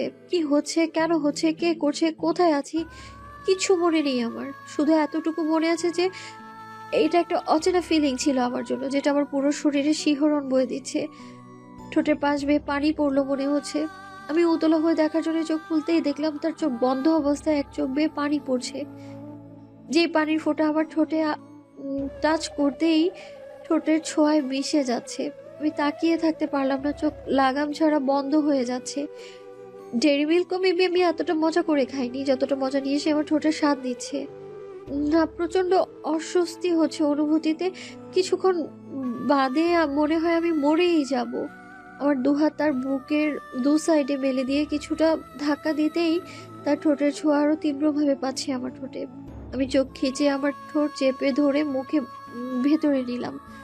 সে মনে হলো রেগে গেল। আমার গাল এমনভাবে চেপে ধরলো মনে হলো গাল দাঁতের মাঝেই ঢুকে যাবে। আর ঠোঁট তো মুখ থেকে বেরিয়ে এলো যেন। আর সাথে সাথে তার ঠোঁট দিয়ে আবারও চেপে ধরলো। এবার আরো উতলা হয়ে স্বাদ নিচ্ছে সে। তার গরম নিঃশ্বাসগুলো আমার গালে এসে বাড়ি খাচ্ছে। আমার শরীর মনে হচ্ছে নিজে থেকে সরে যাচ্ছে। আমার ঠোঁট মনে হলো আর নেই। সে ঠোঁটের ঠোঁট ছেড়ে দিয়েই অন্য পাশে জানালার দিকে তাকালেন। মনে হচ্ছিল জোরে জোরে শ্বাস নিচ্ছে। তার এক হাতের দু আঙুল কপালে রাখা, আর আমি তো স্তব্ধ হয়ে বসে আছি নিচের দিকে তাকিয়ে। কি হলো? এটা কিস ছিল? আমার জীবনের প্রথম কিস, তাও স্যারের কাছ থেকে পাওয়া। লজ্জাজনক লাগছিল ব্যাপারটা আমার কাছে। সে তো আমার পছন্দই করে না, আমাকে তো সহ্যই করতে পারে না। তাহলে এগুলোর মানে কি? গাড়ি চলতে শুরু করলো। আমি আর কোথাও তাকানোর শক্তি পেলাম না। আর কিছুক্ষণ আগে যে পড়ে পেটে কাঁদছিলাম সেটাও মনে হচ্ছে এখন আরো তীব্রভাবে বেরিয়ে আসতে চাইছে। না চাইতেও বারবার তার দিকে চোখ যাচ্ছে আমার। গোলাপি ঠোঁট দুটো রক্তের লাল বর্ণের ধারণ পেয়েছে। তার কালো টি শার্টের মাঝে তার ফর্সা গায়ের রং ফুটে উঠেছে। সামনে তাকিয়ে গাড়ি চালিয়ে যাচ্ছি। গলায় সিংহের একটা চেইন আইটেম কিছু একটা পরা, চেইন আইটেমের কিছু পরা, হাতে ঘড়ি বেশ বড়। আজকে চুল আওলা ঝাওলা হয়ে আছে, মেবি তখনের জন্য। কেন যেন স্যারটাকে আজ বেশ লাগছে দেখতে। এমন চোখে আগে কখনো পর্যবেক্ষণ করা হয়নি। আর করবো বা কেন? আমি তো শুধু শিক্ষকের নজরে দেখেছিলাম তাকে। আমার প্রচন্ড রাগ লাগছে স্যারের এমন বিহেভিয়ারে। কোথায় গাড়ি যাচ্ছে তাও জানি না, আর কিছু বলার ভাষাও পাচ্ছি না। মনে হচ্ছে কেউ আমার গলা চেপে ধরে রেখেছে। স্যার কি আমায় ইউজ করতে যাচ্ছে, নাকি সে আমায় ঘৃণা করে তাই এমন কাজ করলো? কিস তো ঘৃণা করা ব্যক্তিকে করা যায় না। কাউকে তীব্রভাবে আপন করে পেতে চাইলেই এভাবে কিস করে নিজের মাঝে গুছিয়ে নেওয়া যায়। এখন আমার বেশি কান্না পাচ্ছে আরো। ঠোঁটগুলি মেবি তেনা তেনা হয়ে গেছে। এতক্ষণ অন্য কারো ঠোঁটের ভার বহন করেছে, কম কথা এটা। আমার কাছে এই কাহিনীটা একটা স্বপ্নের মতো মনে হচ্ছে। স্বপ্ন হলে এক্ষুনি উঠতে চাচ্ছি এই বাজে স্বপ্ন থেকে। এটা অবিশ্বাস্য যে তৃষ্ণা স্যার, যে কিনা আমায় দেখতেই পারে না, সে আমায় কিস করেছে, তাও এত সফটলি। আবার মনে হচ্ছিল সে কাঁদছিল। আমার মাথায় কিচ্ছু আসছে না। ভাবনায় ছেদ পড়লো গাড়িটা থামায়। আশেপাশে তাকিয়ে দেখলাম এক লেকের পাশে একটা মানুষও দেখতে পাচ্ছি না। স্যারের দিকে তাকাতেই দেখলাম সে সিটে মাথা দিয়ে হেলান দিয়ে শুয়ে আছে। আমি কাঁপা কাঁপা কণ্ঠে বললাম, আমি বাসায় যাব প্লিজ। সে এখনো সেভাবেই চোখ বুজে আছে। হঠাৎ তার গলার আওয়াজ পেয়ে সেখানে তাকাতেই দেখলাম সে এখনো সেভাবেই চোখ বুজে আছে। रोकना नहीं मुझको, जिद पे आ गया हूं मैं, इस कदर दीवानापन चढ़ा, देखो ना यहाँ आके मेरा हाल कैसा है, टूट के अभी तक ना जुड़ा, तुम्हें अपना बनाने का जुनून सिर पे है, कब से है। আমি অবাক চোখে তাকিয়ে আছি স্যারের দিকে। সে গান গাইলো, তাও এমন সং, তাও আমার দিকে তাকিয়ে। গানটাকে আমায় মিন করে গাইলো। তার চোখের দিকে তাকাতেই, তার চোখে চোখ পড়তেই আটকে উঠলাম আমি। তার চোখের চারপাশ সম্পূর্ণ লাল হয়ে জমে আছে। কেমন এক ভয়ানক চাহনি ছিল। বেশিক্ষণ তাকিয়ে থাকতে পারিনি আমি। চোখ নামিয়ে আশেপাশে তাকাতে লাগলাম। সে এবার আমার দিকে একটু ঝুঁকে গেল। ভয় করছে তাই না? আমি তো চাই তুমি আমায় ভয় পাও, ঘৃণা করো। কথাটা বলেই সে অট্ট হাসিতে ফেটে পড়লো। আমি তো প্রচন্ড ভয় পাচ্ছি স্যারের এমন বিহেভে। হঠাৎ স্যার আবার মুখটা খিচিয়ে ফেললেন। সাথে সাথে ড্রাইভিং স্ট্রিকে কষে একটা বাড়ি মারলেন উনি। আমার দিকে ভ্রু কুঁচকে তাকিয়ে বললেন, পেছে কি আছে তোমার মাঝে? হ্যাঁ কি আছে? কেন আমি এমন বানাচ্ছ? কথাটা বলেই তার ডান হাতের 4 আঙ্গুল দিন দিন আমি আমার নিজেকে ছাড়িয়ে ফেলছে। কেন কেন তোমার থেকে দূরে থাকতে পারছি না? কেন তোমায় নিয়ে সারাক্ষণ ভাবি? কেন তোমায় এতটা চাই? উত্তর আছে তোমার কাছে? নাই, আমার কাছেও যে নেই। তোমার মাঝে কিচ্ছু নেই, তোমার মাঝে কিচ্ছু নেই, কিচ্ছু। তাও আমি প্রতিনিয়ত পাগল হচ্ছে। এই আমি তোমার টিচার নই, আমি শুধু তোমার এক নজর দেখার জন্য পড়াই। কেন বুঝো না? আমি শুধু তার দিকেই তাকিয়ে অজানা একটা টান অনুভব করছি। স্যার কি হয়েছে? এটা তো বুঝতে বাকি নেই যে স্যার মেবি আমায় পছন্দ করেন। পছন্দ না করলে কি কেউ এভাবে কিস করে বা এভাবে কথা বলে? ভাবনায় ছেদ পড়ে স্যারের আওয়াজে। সেদিকে তাকাতেই দেখি স্যার চোখ বুজে সিটে হেলান দিয়ে আছেন। বলতে শুরু করলেন আর আমি শুনতে। তুমি যে ডায়েরিটা পড়েছিলে ফ্ল্যাটের লাইব্রেরিতে, সেখানে যে পিচ্চি মেয়ের কথা আমি উল্লেখ করেছিলাম, জানতে চাও সে কে? আমি সাথে সাথেই রিপ্লাই দিলাম, না না আমি শুনতে চাই না, বাড়ি যাব আমি। তাকিয়ে রইলাম স্যারের দিকে। সে সিটে চোখ বোঝা অবস্থায় বলা শুরু করলেন, জানো, ভালোবাসা বলতে তেমন কিছু আমার মনে আসেনি। কিছুটা হ্যান্ডসাম থাকায় ভার্সিটিতে অনেক প্রেম করেছে। যে মেয়েকে ভালো লাগতো প্রপোজ করতাম, আর সেও অ্যাকসেপ্ট করতো। সেদিন বুধবার ছিল, ভার্সিটি শেষে মাত্র বাড়ির পাশের চায়ের টঙে দাঁড়িয়েছিলাম। তখনই সেখানে উপস্থিত হয় একটি ট্র্যাক। আমি চা খাওয়ায় মনোযোগ দিচ্ছিলাম, তখন এক পুচকি মেয়ে দৌড়ে আসে দোকানে, বলতে থাকে আইসক্রিম বা চিপস দিন। মেয়েটাকে ভালোভাবে এক নজর দেখলাম, আমার এখনো স্ট্রেট মনে আছে। গোলাপি রঙের হাঁটু অব্দি জিন্স আর হোয়াইট ফুল হাতের গেঞ্জি ছিল পরনে, মাথায় ক্যাপ ছিল, আর চারপাশের চুলগুলি লাফাচ্ছিল। হালকা ফর্সা গায়ের রঙে পিচ্ছিটা বেশ মায়াবতী ছিল। যতক্ষণ ছিল সেখানে আমি তাকিয়েছিলাম, তখনই হয়তো সে মেয়ের বাবা আসেন। মেয়েটি চিপসটা নিয়ে দৌড়ে সামনে বাড়ির মধ্যে ঢুকে পড়ে। তখন এক মহিলা ডেকে ওঠে, বেলি। পিচ্ছি মেয়েটির নাম বেলি ছিল। বেলিকে আমার ভালো লাগতো। ভাবতাম যে আমি তো বাচ্চা প্রিয়, তাই হয়তো অতটা গুরুত্ব দিতাম না। শুনলাম বেলির বাবা তার জন্য টিচার খুঁজছেন। আমাকে বলতে আমি হ্যাঁ বলে দিলাম। কেন বললাম তার জবাবও নেই। আমার তখন এক্সাম চলছিল। পড়াতে শুরু করলাম মেয়েটিকে। প্রতিনিয়ত বেলিকে নতুনভাবে খুঁটিয়ে খুঁটিয়ে দেখতাম। প্রচণ্ড ভালো লাগতো। ওর বোকা বোকা কথাগুলোর মাঝে নিজের হাসি খুঁজে পেতাম। হঠাৎ নাক টানা, কখনো পড়ার জন্য বকলে মুখ কুচকে রাখা, আমার বেশ লাগতো ওকে দেখতে।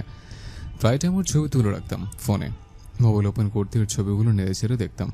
মাঝে মাঝে বাড়ির পথে দেখতাম খেলতে। সারাদিন খেলতো আর আইসক্রিম খেত। মাঝে মাঝে অনেক মন চাইতো ওর জন্য আইসক্রিম কিনতে। নিজে বলতাম ও আমার ছাত্রী, অনেকটা মেয়ের মতোই। কিন্তু ওটা চিন্তা করতেই পারতাম না, মুখটা কালো হয়ে যেত।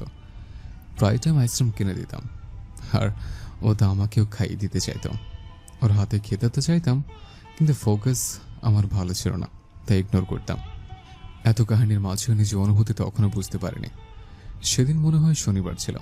অনেকক্ষণ যাবৎ বসেছিলাম ওর জন্য, কিন্তু ও তো পড়তে আসলো না। ভাবলাম হয়তো আজ আসবে না। কেমন ফাঁকা ফাঁকা লাগছিল সেদিনটা, কিন্তু একটা নেই লাগছে। রাত্রে ঘুমোচ্ছিলাম, এমন এক বাজে স্বপ্ন দেখলাম যে তড়িঘড়ি করে উঠে পড়লাম। তখনও বিশ্বাস হচ্ছিল না ব্যাপারটা। বারবার ভালোবাসার কথা বলছিলাম বেলিকে। আমি সেই রাত্রে আর ঘুমাইনি। পরের দিন আর কোথাও বের হয়নি। বেলিকে না দেখতে পেয়ে নিজেকে পাগল মনে হচ্ছিল। অস্থির ফিলিং হচ্ছিল। কি করব না করব ভেবে পাচ্ছি না। আর কিছু না ভেবেই কল লাগালাম। কলটা ধরেই বেলির বাবা বললেন তারা গ্রামের বাড়ি গিয়েছেন, 10-12 দিন পর আসবে। কথাটা শুনে আমি কিছু সময় স্তব্ধ হয়েছিলাম। ফোনের মধ্যে বেলির আওয়াজ পাচ্ছিলাম, উফ বাবা তুমি আমি হেল্প করো, গাছে উঠব। ভয়েসটা শোনা মাত্র চিৎকার দিতে ইচ্ছে করছিল। একদিন না দেখতে পেয়ে আমার এই অবস্থা, 12 দিন কিভাবে থাকবো? দিন যাচ্ছে আর বেলির প্রতি আমি কতটা উইক তা অনুভব করছে। শুধু এক নজর দেখতে মন চাচ্ছিল। ধীরে ধীরে বুঝতে পারলাম এত উইক এর মানে। যখন বুঝতে পেরেছিলাম নিজেকে থুতু দিতে ইচ্ছে করছিল। শেষে এক নাবালিকা মেয়েকে মনে ধরেছে। তীব্র কষ্ট মনে ধরেছিল তখন। শ্বাস নিতেও কষ্ট হচ্ছিল আমার অতিরিক্ত চাওয়া শুরু হয়েছিল সেই 2 দিনের মাঝে।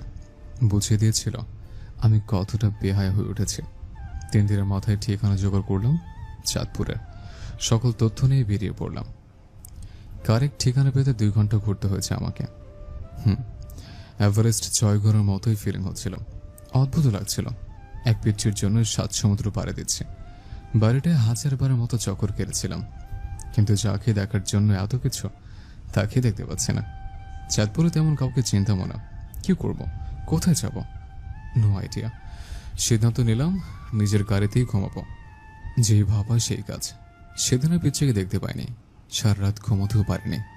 পরের দিন দেখতে পাই পাশের বারে উঠোনে খেলছিলাম। তাকে দেখা মাত্রই মনের টনক নড়ে উঠল।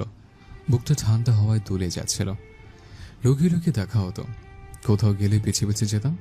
বড্ড ভয় হতো এই পিচ্ছিকে নিয়ে। এত ভয় পাওয়ার কারণটা খুবই অদ্ভুত। ভালোবাসি যে কতটা কষ্ট তখন বুঝেছিলাম। ওয়ান সাইড লাভে তো আরও কষ্ট। এত কষ্ট নিয়ে দুদিন যে কীভাবে বেঁচেছে তা আল্লাহ জানত। 4 দিন কাটার পরই খোঁজ নিয়ে জানলাম আজ রওনা দেবে। ব্যাস, দ্রুত গাড়ি নিয়ে ঢাকা পৌঁছালাম। দ্বিতীয় দিন থেকে পড়তে আসা শুরু করলো বেলি। ও পড়তো আর আমি ওকে দেখতাম। দিন দিন চাহিদা বাড়তে লাগলো। ওর ঠোঁট আমি অনেক টানত, স্পেশালি যখন ও বক বক করতো। আমি পিচ্ছিকে দেখি নেশা কাটাতাম। যখন দেখলাম ওকে ছাড়া চলছে না, তখনই বাজে ব্যাপার করতে শুরু করলাম। আমার বাজে ব্যাপারের পিছনে যে আমার অতিরিক্ত চাওয়ার নেশা ছিল, সেটা তখন বোঝার ক্ষমতা ছিল না পিচ্ছির। রাত্রে ঘুমোতে পারতাম না। অনেক রাত শুধু জেগেই কাটিয়েছে। সারাদিন ভাবতাম কথাটা কার সাথে শেয়ার করব, কাকে বলবো আমার এই পাগলামির কথা। ভাগ্য খারাপ ছিল, পরের দিনে জানতে পারি চলে যাবে আমার পিচ্ছে। তার ছেলে হাসি আসছিল সেদিন, যাকে 2 দিন দেখতে না পেয়ে চাঁদপুর চলে গিয়েছিলাম। তাকে না দেখে বছরের পর বছর কিভাবে থাকবো, ভেঙে পড়েছিলাম পিচ্ছি যাওয়ার পর। জীবনের মানাটাই হারিয়ে ফেলেছিলাম। 4 দিনের মাথায় চট্টগ্রাম পৌঁছালাম। পার্মানেন্টলি শিফট হতে অনেকদিন সময়ের প্রয়োজন। এতদিন তো আর পিচ্ছিকে দেখা ছাড়া থাকতে পারবো না, তাই কিছুদিনের মাঝেই চলে আসতাম চট্টগ্রামে। ফ্যামিলিকে বুঝিয়ে কাজটা ট্রান্সফার করে নিয়ে চলে এলাম পিচ্ছির কাছে। কারণ পিচ্ছিটাকে অতিরিক্ত চাই, পাগলের মতো চাই। আমার এত চাওয়ার মাঝে অন্য কারো অস্তিত্ব আমি মেনে নেব না। তোমার দিকে কেউ খারাপ নজরে তাকালে আমার শরীরটা আগুন চলে ওঠে। তোমার দিকে শুধু আমি তাকাবো, যেভাবে ইচ্ছা সেভাবেই তাকাবো। কোন নজর আমার পড়বে তোমার উপর, অন্য কারো পড়তে দেব না। তাতে যদি তোমায় বোরকা পরিয়ে রাখতে হয় তাই করব। জানো কেন মেরেছিলাম সেদিন স্কেল দিয়ে? অনেক রাগ উঠেছিল তোমার উপর। বড় হচ্ছিল দিন দিন, বড়ই শেপ চেঞ্জ হচ্ছে, কিন্তু বুদ্ধি এক ফোঁটাও বাড়েনি। বিহেভিয়ারটাও ভালোভাবে রাখতে জানো না। এমনও তো না যে শুধু মেয়েরা ক্লাসে, ছেলেরাও আছে, সেদিকে নজর দাও। আর থাপ্পড় মারার রিজনটা সিম্পল ছিল, অন্য কারো গায়ের সাথে কেন ঘিসতে যাও? বড় হচ্ছ, কিন্তু মাথায় বুদ্ধি তো ছোটই রয়ে যাচ্ছে। থাপ্পড় মারার জন্য আমি কখনো সরি চাইবো না। তুমি থাপ্পড়টা ডিজার্ভ করো। আমার তো ইচ্ছে করছিল আরো 2টো দিই, শুধু ক্লাস ছিল দেখেই বেঁচে গেছ। ফ্রেন্ড বলে কি গিয়ে ঘেঁষাঘেঁষি করতে হবে? প্রেজেন্ট স্তব্ধ হয়ে রইলাম আমি। চোখের দিকে তাকিয়ে আছি স্যারের। বুকটা ধরফর করছে, খুব ইচ্ছে করছে জড়িয়ে ধরতে। জানি স্যার আমার অনেক বড়, তাও এখন মনে হচ্ছে ওনার থেকে পারফেক্ট জীবন সঙ্গী কখনো পাবো না এমন অতিরিক্ত চাওয়ার মানুষ। এক পিচ্চিকে এত ভালোবাসার কোনো কারণ নেই, তাও পাগলের মতো ভালোবেসেছে 4 বছর যাবত। এখনো চোখ বুজে সিটে হেলান দিয়ে আছে, ঠোঁট কামড়ে ধরে আছে, কিউট লাগছে দেখতে তাকে।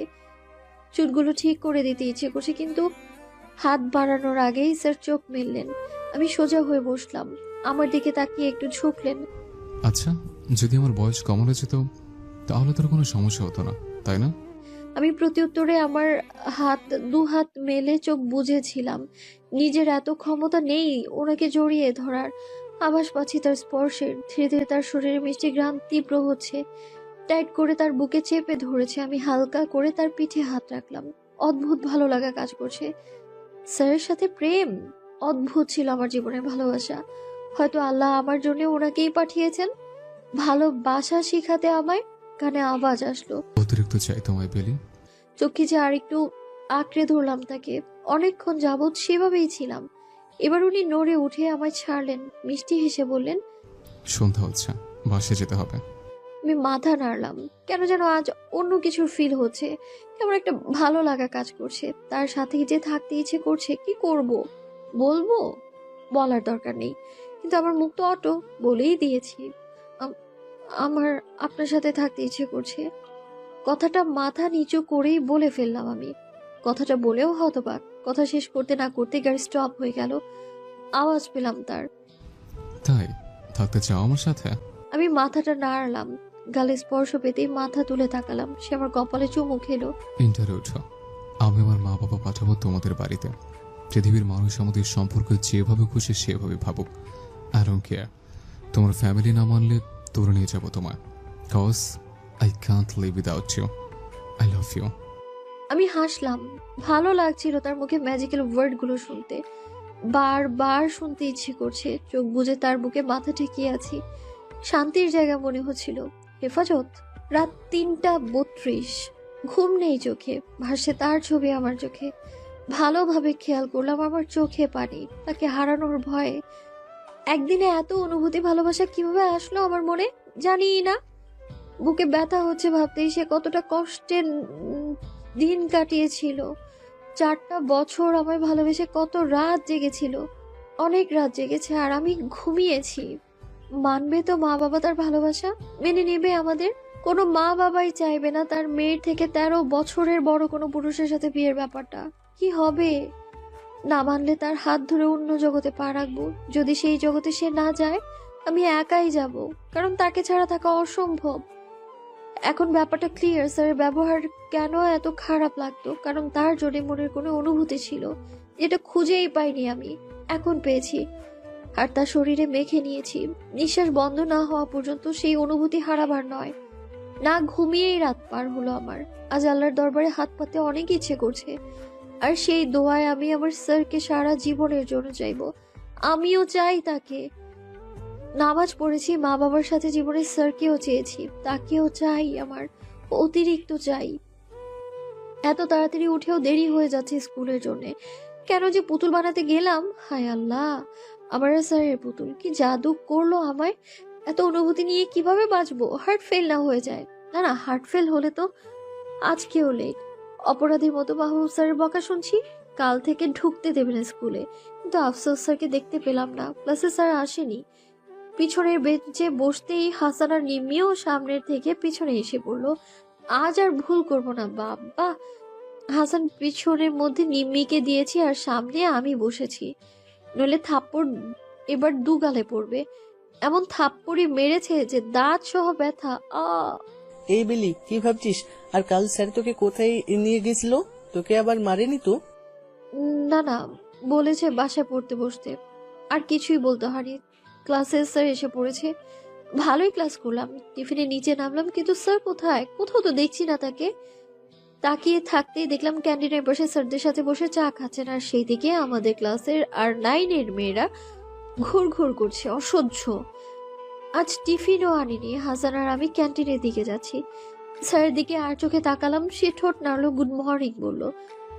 আমার অনেক ভালো লাগলো ব্যাপারটা। আমি মাথা নাড়িয়ে ঠোঁটে ইশারা করলাম। ক্যান্টিনে যাওয়ার পথে একটা পিচি এসে থামলো। আপু, এটা তোমার জন্য। টিফিন বক্স হাতে নিতেই স্যার ইশারায় নিতে বললেন। আমি মিষ্টি হেসে বক্সটা হাতে ধরলাম, নিয়ে হাঁটা দিলাম। আমি পেছনে হাসান প্রশ্ন করতে করতে মাথাটা ঝাঁঝিয়ে ফেলেছে আমার। পরপর 4টা ক্লাস করলাম, একটা ক্লাসেও আমার মন ছিল না। মন তো অন্য কারো কাছে, ফেরত তো দিচ্ছেই না। প্রত্যেকটা ক্লাসে হা করে কাটিয়েছি। অ্যাট লাস্ট তৃষ্ণা স্যারের ক্লাস। তখন আমার ধ্যান ছিল হাসানের প্রেমীয় আলাপে। ফিল্মে লাইন গাচ্ছে নিম্মির জন্য, আর নিম্মিও লজ্জায় লাল নীল হচ্ছে। ওদের টুকটাক ঝগড়া ভালোবাসা দেখতে আমার ভালোই লাগে। অবশ্য আগে ভালো লাগতো না, কিন্তু এখন নিজে প্রেমে পড়ার পর থেকে ভালো লাগতে শুরু করেছে। প্রেমের বাতাস লেগেছে গায়ে। প্রেমের সুগন্ধ কিন্তু প্রচন্ড তীব্র হয়, যে ঘ্রাণ বিছিয়ে পড়েছে 2 মনে। আমি যখন হাসানের দিকে তাকিয়ে হাসি, তখনই স্যার প্রবেশ করে। আশেপাশে সকলকে দাঁড়াতে দেখে আমিও দ্রুত দাঁড়ালাম। ব্ল্যাক শার্টে তো ভালোই লাগছে। অ্যাটিটিউড যে কই থেকে কিনে আনে এত, আল্লাহ জানে। ডান হাত দিয়ে ইশারা করলো বসতে। স্যার পড়াচ্ছে, আর আমি লজ্জার মাথা খেয়ে তাকে এক নজরে দেখে যাচ্ছি। স্যার মেবি অস্বস্তি ফিল হচ্ছিল। আমায় অনেকবার চোখ দিয়ে ইশারা করেছে বইয়ের দিকে তাকাতে, কিন্তু আমার না স্যারকে দেখতে বেশ লাগছিল। উফ, স্যার পড়ার স্টাইল, হাতের ইশারা, সবকিছু চোখ ধাঁধানোর মতো। আচ্ছা, স্যারকে একটু জানালে বিষয়টা কেমন হবে? যেই ভাবা সেই কাজ। চোখ আমার দিকে আসতেই ঠোঁট দুটো উঁচু করে চুমু ছুড়লাম।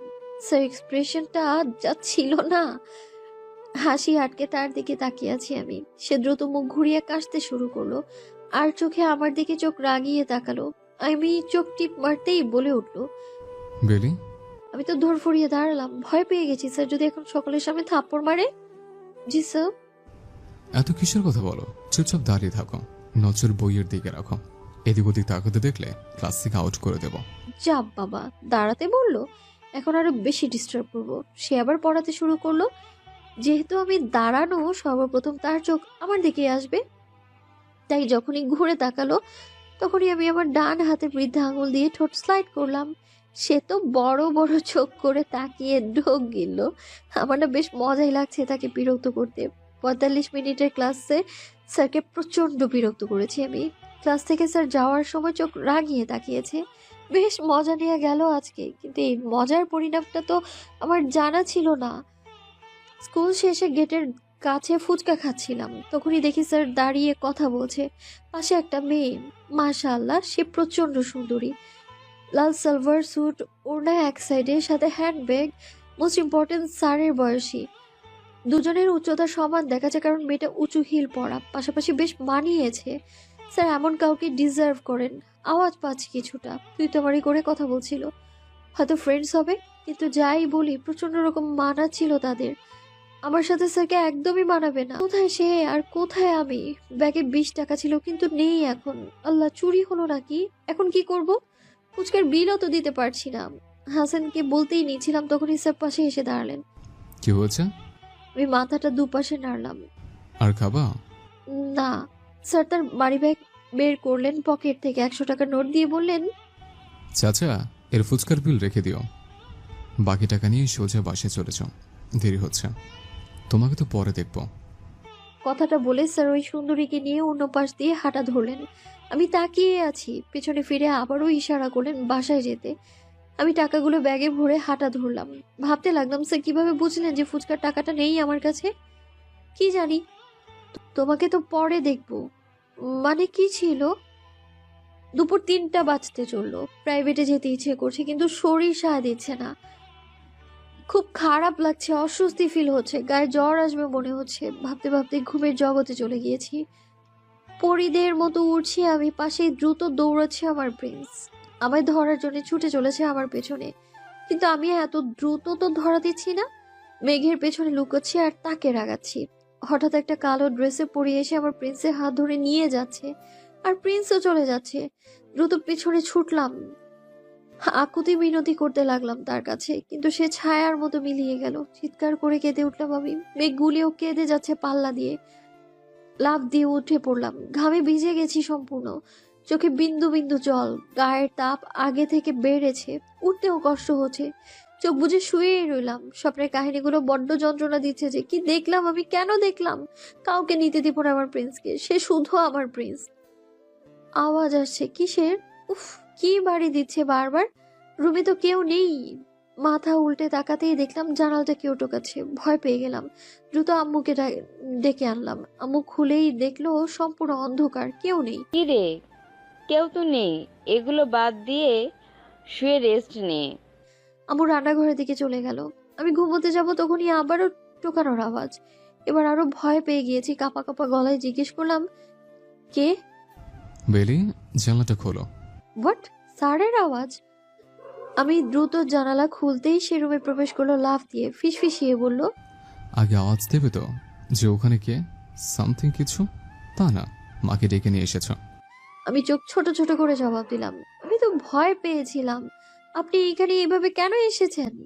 সে বিছানায় গিয়ে বসলো, আমার হাত ধরে পাশে বসিয়ে বলল, জ্বর কিভাবে আসলো? ওষুধ খেয়েছ? জি। কাল স্কুলে যেতে হবে না, রেস্ট নিও, কেমন? আমি মাথা নাড়াতেই মায়ের পায়ের আওয়াজ। এই বেলি, জানিস কি হয়েছে আজকে? কথাগুলো বলছে আর এদিকেই আসছে। এত দ্রুত তো জানালা টপকানো যাবে না। এই সেরেছে, মা আসতেছে। বিছানার নিচে ঢুকুন। আরে দাঁড়িয়ে আছেন কেন? অ্যাটিটিউড রেখে ঢুকুন তো। বেচারা স্যার, সে তো করুণ চোখে তাকাচ্ছিল। সে দ্রুত ঢুকতেই মা প্রবেশ করলো। তোর বাবা আজ আমায় এই চেইনটা কিনে দিয়েছে, সুন্দর না? হ্যাঁ মা, অনেক সুন্দর। কিরে, তুই দাঁড়িয়ে আছিস কেন? যা ঘুমা। হ্যাঁ, এভাবে লক্ষ্মী মেয়ের মতো ঘুমা। আর রুমটার এই অবস্থা কেন? ঝাড়ু দিতে হবে তো। কথাগুলো বলেই মা ঝাড়ু খুঁজতে লাগলো। ঝাড়ু তো বিছানার নিচে, এখন কি হবে? আমি লাফ দিয়ে উঠে বসলাম। মা, এখন ঝাড়ু দিতে হবে না, সকালে আমি দেবো। তুমি যাও, তুমি সিরিয়াল দেখো, যাও। আচ্ছা ঠিক আছে, তা জানালাটা এভাবে খুলে রেখেছিস কেন? তোর বাবাকে কত করে বললাম যে জানালাটা আটকানোর ব্যবস্থা করো। আজ তো একজন ঢুকতে পারবে, তুই জানালাটা অফ করে রাখবি, খুলবি না। কথাগুলো বলেই জানালাটা লাগিয়ে দিয়ে আবার পাশে বসলো। জ্বর কমেছে? অনেকটা। চুলগুলো বাঁধতে পারিসনি?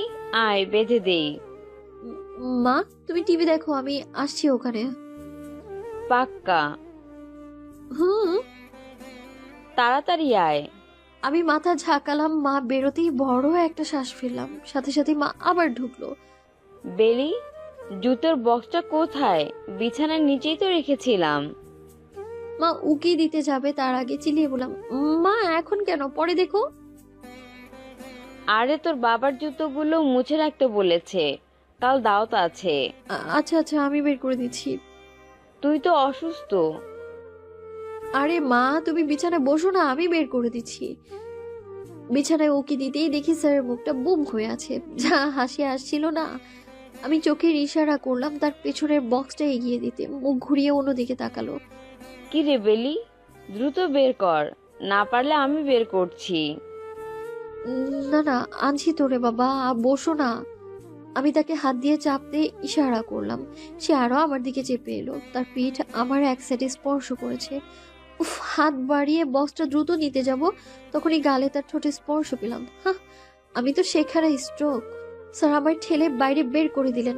মা বক্সটা নিয়ে বলল, ঝাড়ুটাও দে, বিছানার নিচেই আছে। এবার আওয়াজ করেই বললাম, আজ বিছানার নিচে যা আছে সব লাগবে তোমার? মা থতমত খেয়ে চলে গেল। আর তখনই সে বিছানার নিচ থেকে বেরিয়ে এলো, আমার হাত ধরে উঠলো, বিছানায় বসিয়ে এসে তার কাপড় ঝাড়তে লাগলো, মিররের সামনে চুলগুলো ঠিক করতে লাগলো। আর আমি তো তাকে দেখতে লাগলাম। সে আমার সামনে দাঁড়ালো, কপালে হাত রেখে বলল, বাহ, আমি আসতেই জল গায়েব। আমি তার দিকে তাকালাম। সে মুচকি হেসে আমার গাল টেনে বলল, কাল যেখানে যাচ্ছ দল সেখানে আমিও থাকবো। আমার বন্ধুর বিয়ে, তাই বাচ্চাদের মতো জিন্স গেঞ্জি পরে আসবা না, মেয়েদের মতো রেডি হয়ে আসবা, চুল যেন খোলা দেখে, ঠিক এমন। কথাগুলো বলে কপালে চুমু খেলো, জানালার মাঝ দিয়ে লাফ দিয়ে পড়লো ফ্লোরে। আমি তো তাকাতেই হাতের ইশারা করলো। কিছুটা দূরেই তার গাড়ি, মুচকি হেসে জানালা লাগাতে ইশারা করলো। আমি লাগাতেই গাড়ি স্টার্টের আওয়াজ পেলাম। তাকে দেখার পর থেকে সব ভালো লাগছে, জ্বর, কৌতূহল, মাথা ঝিমঝিম সব গায়েব। ডক্টর ডক্টর মনে হচ্ছে লোকটাকে। আমি হেসে আয়নায় নিজেকে দেখতে লাগলাম। কিছুক্ষণ আগে সে এখানে তার চেহারা রেখেছিল। কাল ফ্রাইডে, দাওয়াত পড়েছে, আজ গায়ে হলুদে যেতে হতো। আমার শরীর ভালো না, তাই মা যাবে না বলে দিয়েছে। কিন্তু কাল তো যেতেই হবে। কি পরবো? মেয়েদের মতো সালোয়ার স্যুট পরবো নাকি? উফ। দাঁত ব্রাশ করতে করতে ছাদে পৌঁছালাম। ঘুমে ঢুলু ঢুলু আমি দেয়ালে হেলান দিয়ে চোখ বুজে ব্রাশ করছি। দাঁত ব্রাশের পরিণতি নিচে ফেলতে যেতেই চোখে গেল দূরবর্তী বিল্ডিং এর ছাদে। হট বডি রেডি করছেন তৃষ্ণা স্যার, পাশেই এক মহিলা কাপড় মেলছেন। মহিলার দুই সাইডে দুটো বড় বড় আপু, একটা ওই বিল্ডিং এর মালিকের মেয়ে আর আরেকটা তার চাচাতো বোন। দুটোই আর চোখে আমার প্রিন্সকে চেক আউট করছে। আমার প্রিন্সকে চেক আউট করছে। আমি ব্রাশ মুখে রাখা অবস্থায় বড় বড় চোখ করে তার পুশ আপ করা দেখছি, সাথে দুই আপুর কুনজরও দেখছি, পুশ আপ করেই যাচ্ছে। আরে পাশে মেয়েরা কুনজর দিচ্ছে, সেদিকে কি পাত্তা নেই? পচা প্রিন্স, পচা স্যার। চলে যেতেই নিয়েছিলাম, তখনই কি মনে করে পেছনে ফিরতেই দেখি স্যার আমার দিকে তাকিয়ে বটলে পানি খাচ্ছেন। আমি তীক্ষ্ণ দৃষ্টি নিক্ষেপ করলাম, তাতে তার বিন্দুমাত্র রিয়াকশন দেখলাম না। মিষ্টি হেসে ঠোঁট নাড়ালো, গুড মর্নিং। হ্যাঁ, পাদের মর্নিং। সাত সকালবেলায় মুডটাই জেলাসিতে শেষ করে দিল আমার, আবার মর্নিং বলতে আসছে। হ্যাঁ, মুখ বেঁকিয়ে নিচে চলে আসলাম। কেন রে দাদা, রুম নেই? সেখানে উলঙ্গ হয়ে পুশ আপ কর। কে বারণ করেছে? তারপরে ওটো মেয়েদের সামনে খালি শরীরে কেন এগোবি তুই? মিষ্টি পানি দিয়ে স্যার গোসল করা উচিত এখন, কুনজর কেটে যাবে এতে।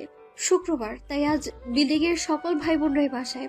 নিচ তলায় থেকে সুবিধাই হয়েছে, বাইরের দৃশ্য দেখতে পারি। রুমে বসে বসে অন্য বাড়ির আপদের সাজগোজ দেখছি। আমাদের ড্রেসিং এ এক একজন নায়িকা হওয়ার প্রস্তুতি নিচ্ছে। বিয়ে বাড়ি বলে কথা, লেহেঙ্গা পড়েছে 5টা আপুই, অপসরাকেও হারিয়ে দেবে 5 জনই। আমারই কিছু ভালো লাগছে না। 12টা বাজতে চললো। এখন রেডি হতে না গেলে নির্ঘাত কপালে থাপ্পড় জুটবে।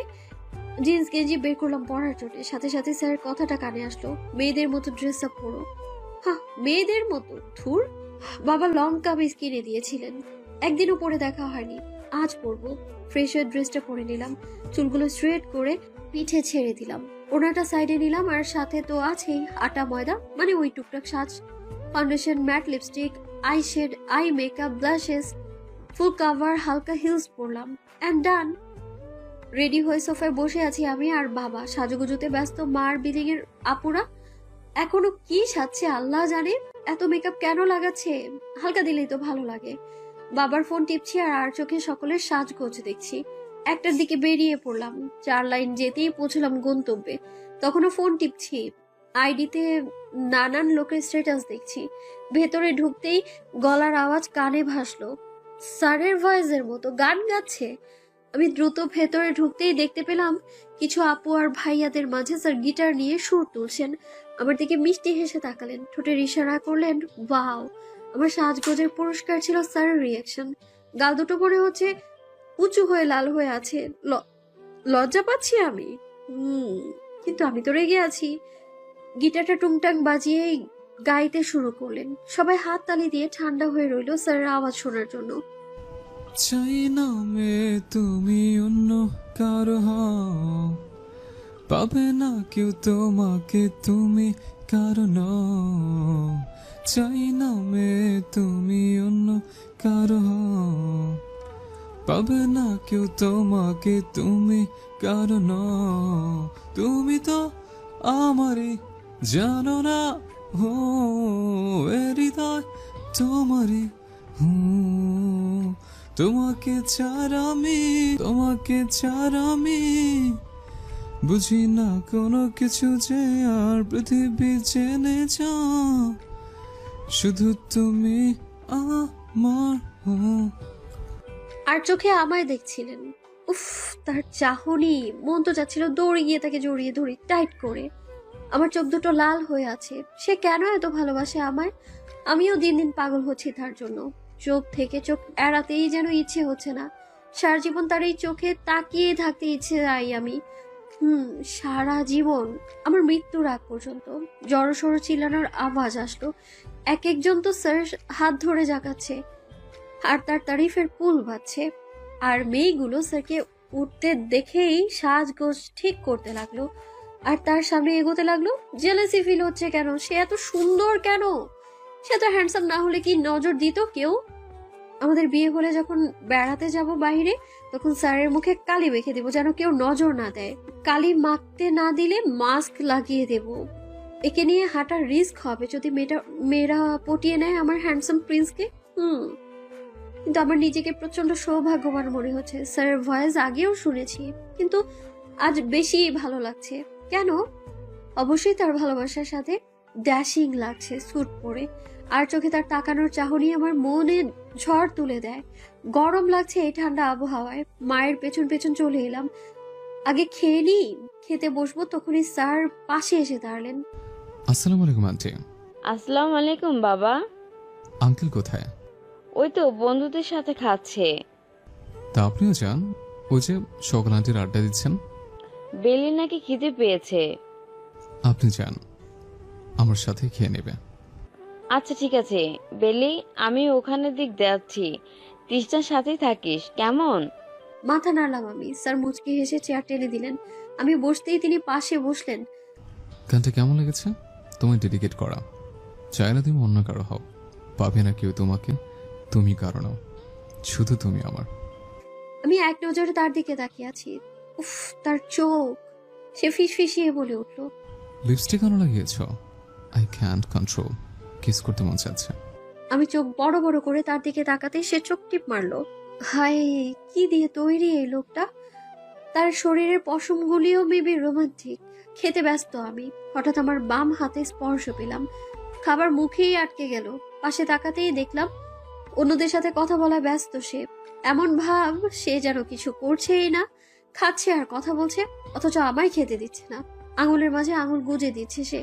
আর আমার তো দম বন্ধ হওয়ার মতো অবস্থা। হাত টান দিলাম, সাথে সাথে আরো চেপে ধরলো।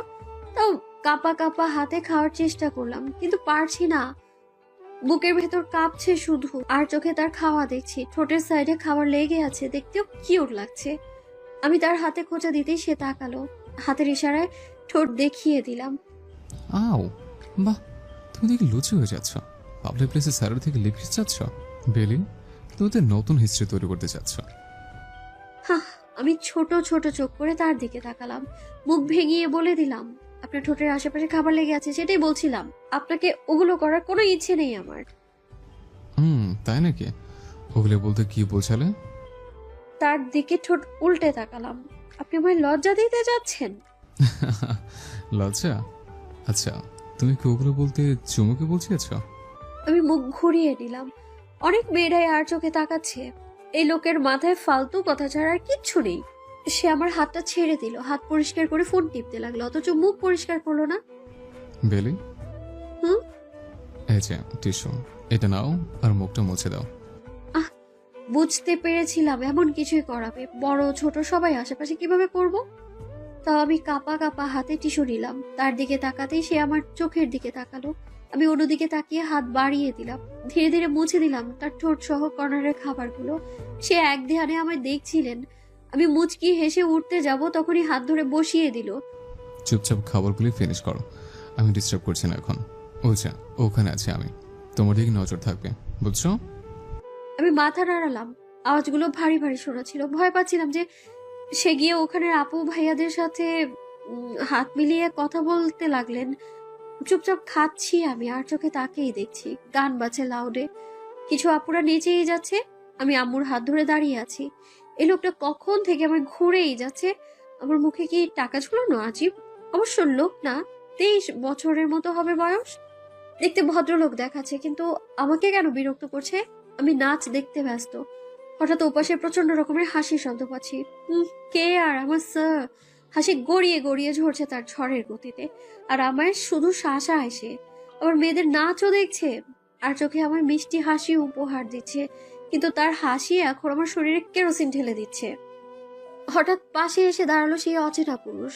আমি একবার তাকিয়ে আবারও নাচ দেখায় মত্ত হলাম। ধীর সাউন্ডে আওয়াজ আসলো, নাম কি? আমি দ্রুত মাথা ওঠাতেই চোখ কপালে।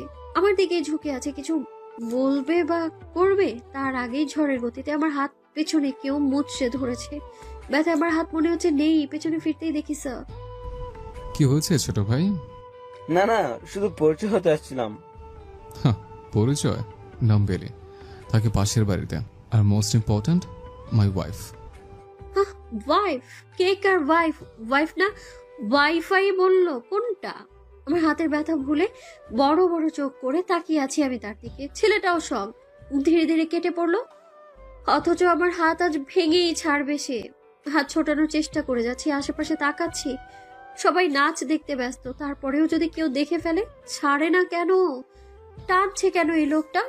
আল্লাহ, মা নিজের তো নিজেরটা ডুবাবে, সাথে আমারটাও ডুবাবে। আরে সাও, এটা আমার ছোট বিছানার নিচের জায়গা না যে এটা ইচ্ছে করলে কেউ দেখবে না। এটা পাবলিক প্লেস, বিয়ে বাড়ি। এটা আমার ছোটখাটো মান ইজ্জত তো ধুয়ে যাবে কেউ দেখলে। যাচ্ছি কোথায়? আমার কথাগুলো শুনে সে থেমে গেল, ভ্রু কুঁচকে আমার দিকে তাকালো। দিন দিন দেখছি বড্ড পেকে যাচ্ছ, মানে যত বেড়ে যাচ্ছে দেখি। হ্যাঁ না, তা না। তো কি? আর ওই ছেলের সাথে কিসের আলাপ? কি বলেছিলাম আন্টির সাথে থাকতে? তাহলে এদিক ওদিকে দৌড়াচ্ছিলে কেন? আর এমন হবে না। আচ্ছা, তখন ওই লোক মানে ওই ভাইয়াকে কি বললেন? আমি আপনার ওয়াইফ না ওয়াইফাই? অবশ্য ওয়াইফাই বলেছিলেন হয়তো, কারণ আমাদের তো আর বিয়ে হয়নি। আচ্ছা, আমি আপনার ওয়াইফাই কি করে হলাম? মাথা তুলে তাকালাম তার দিকে। সে তার নাক ফুলিয়ে দুভ্রু মাথায় তুলে আমার দিকেই তাকিয়ে। বউ, ইউ আর মাই ওয়াইফ। আমার বউ হওনি, কিন্তু হবে, আর সেটা খুব শীঘ্রই। মুহূর্তের মধ্যেই শরীরে তাপ বেড়ে গেল। তার আওয়াজেও একরকম জাদু আছে। আমি চুপচাপ দাঁড়িয়েছিলাম, আশেপাশে তাকাতে ব্যস্ত। কেউ দেখলে স্যার নামে বাজে কথা ছড়াবে। তার দিকে চোখ পড়তেই আমি দুপা পিছনে চলে এলাম, কারণ সে আমার সামনে এগিয়ে আসছে। যথারীতি আমিও পেছনে যাচ্ছি। কি হচ্ছে? কেউ দেখলে সম্পূর্ণ কথা বলার আগেই সে 4-5টা এগিয়ে আমায় ঘেঁষে দাঁড়ালেন। জবাব পেয়েছ? আর এত পাকনামাটা কথা কবে থেকে শিখেছ? বড্ড বুঝতে শিখেছ আজকাল। তা বিয়ে নিয়েও হয়তো সব জানো, তাই না? আমি তো রীতিমতো কাঁপছি। তার ফিসফিসানো আওয়াজ, আমার শরীরের পশম দাঁড়িয়ে পাল্লা দিয়ে যাচ্ছে, কাঁপছে। আমি আর চোখে তার দিকে তাকিয়ে একটু পেছনে যাওয়ার ব্যর্থ চেষ্টা করলাম, কারণ পেছনে দানবের মতো ওয়ালটা আমায় আটকে রেখেছে।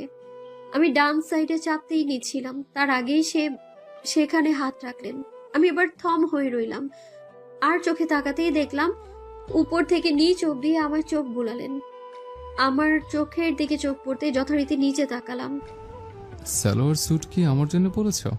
আমি চোখ বুজে মাথা নাড়ালাম। হঠাৎই গালে স্পর্শ পেলাম তার ঠোঁটের। খুব মায়াবী লাগছে।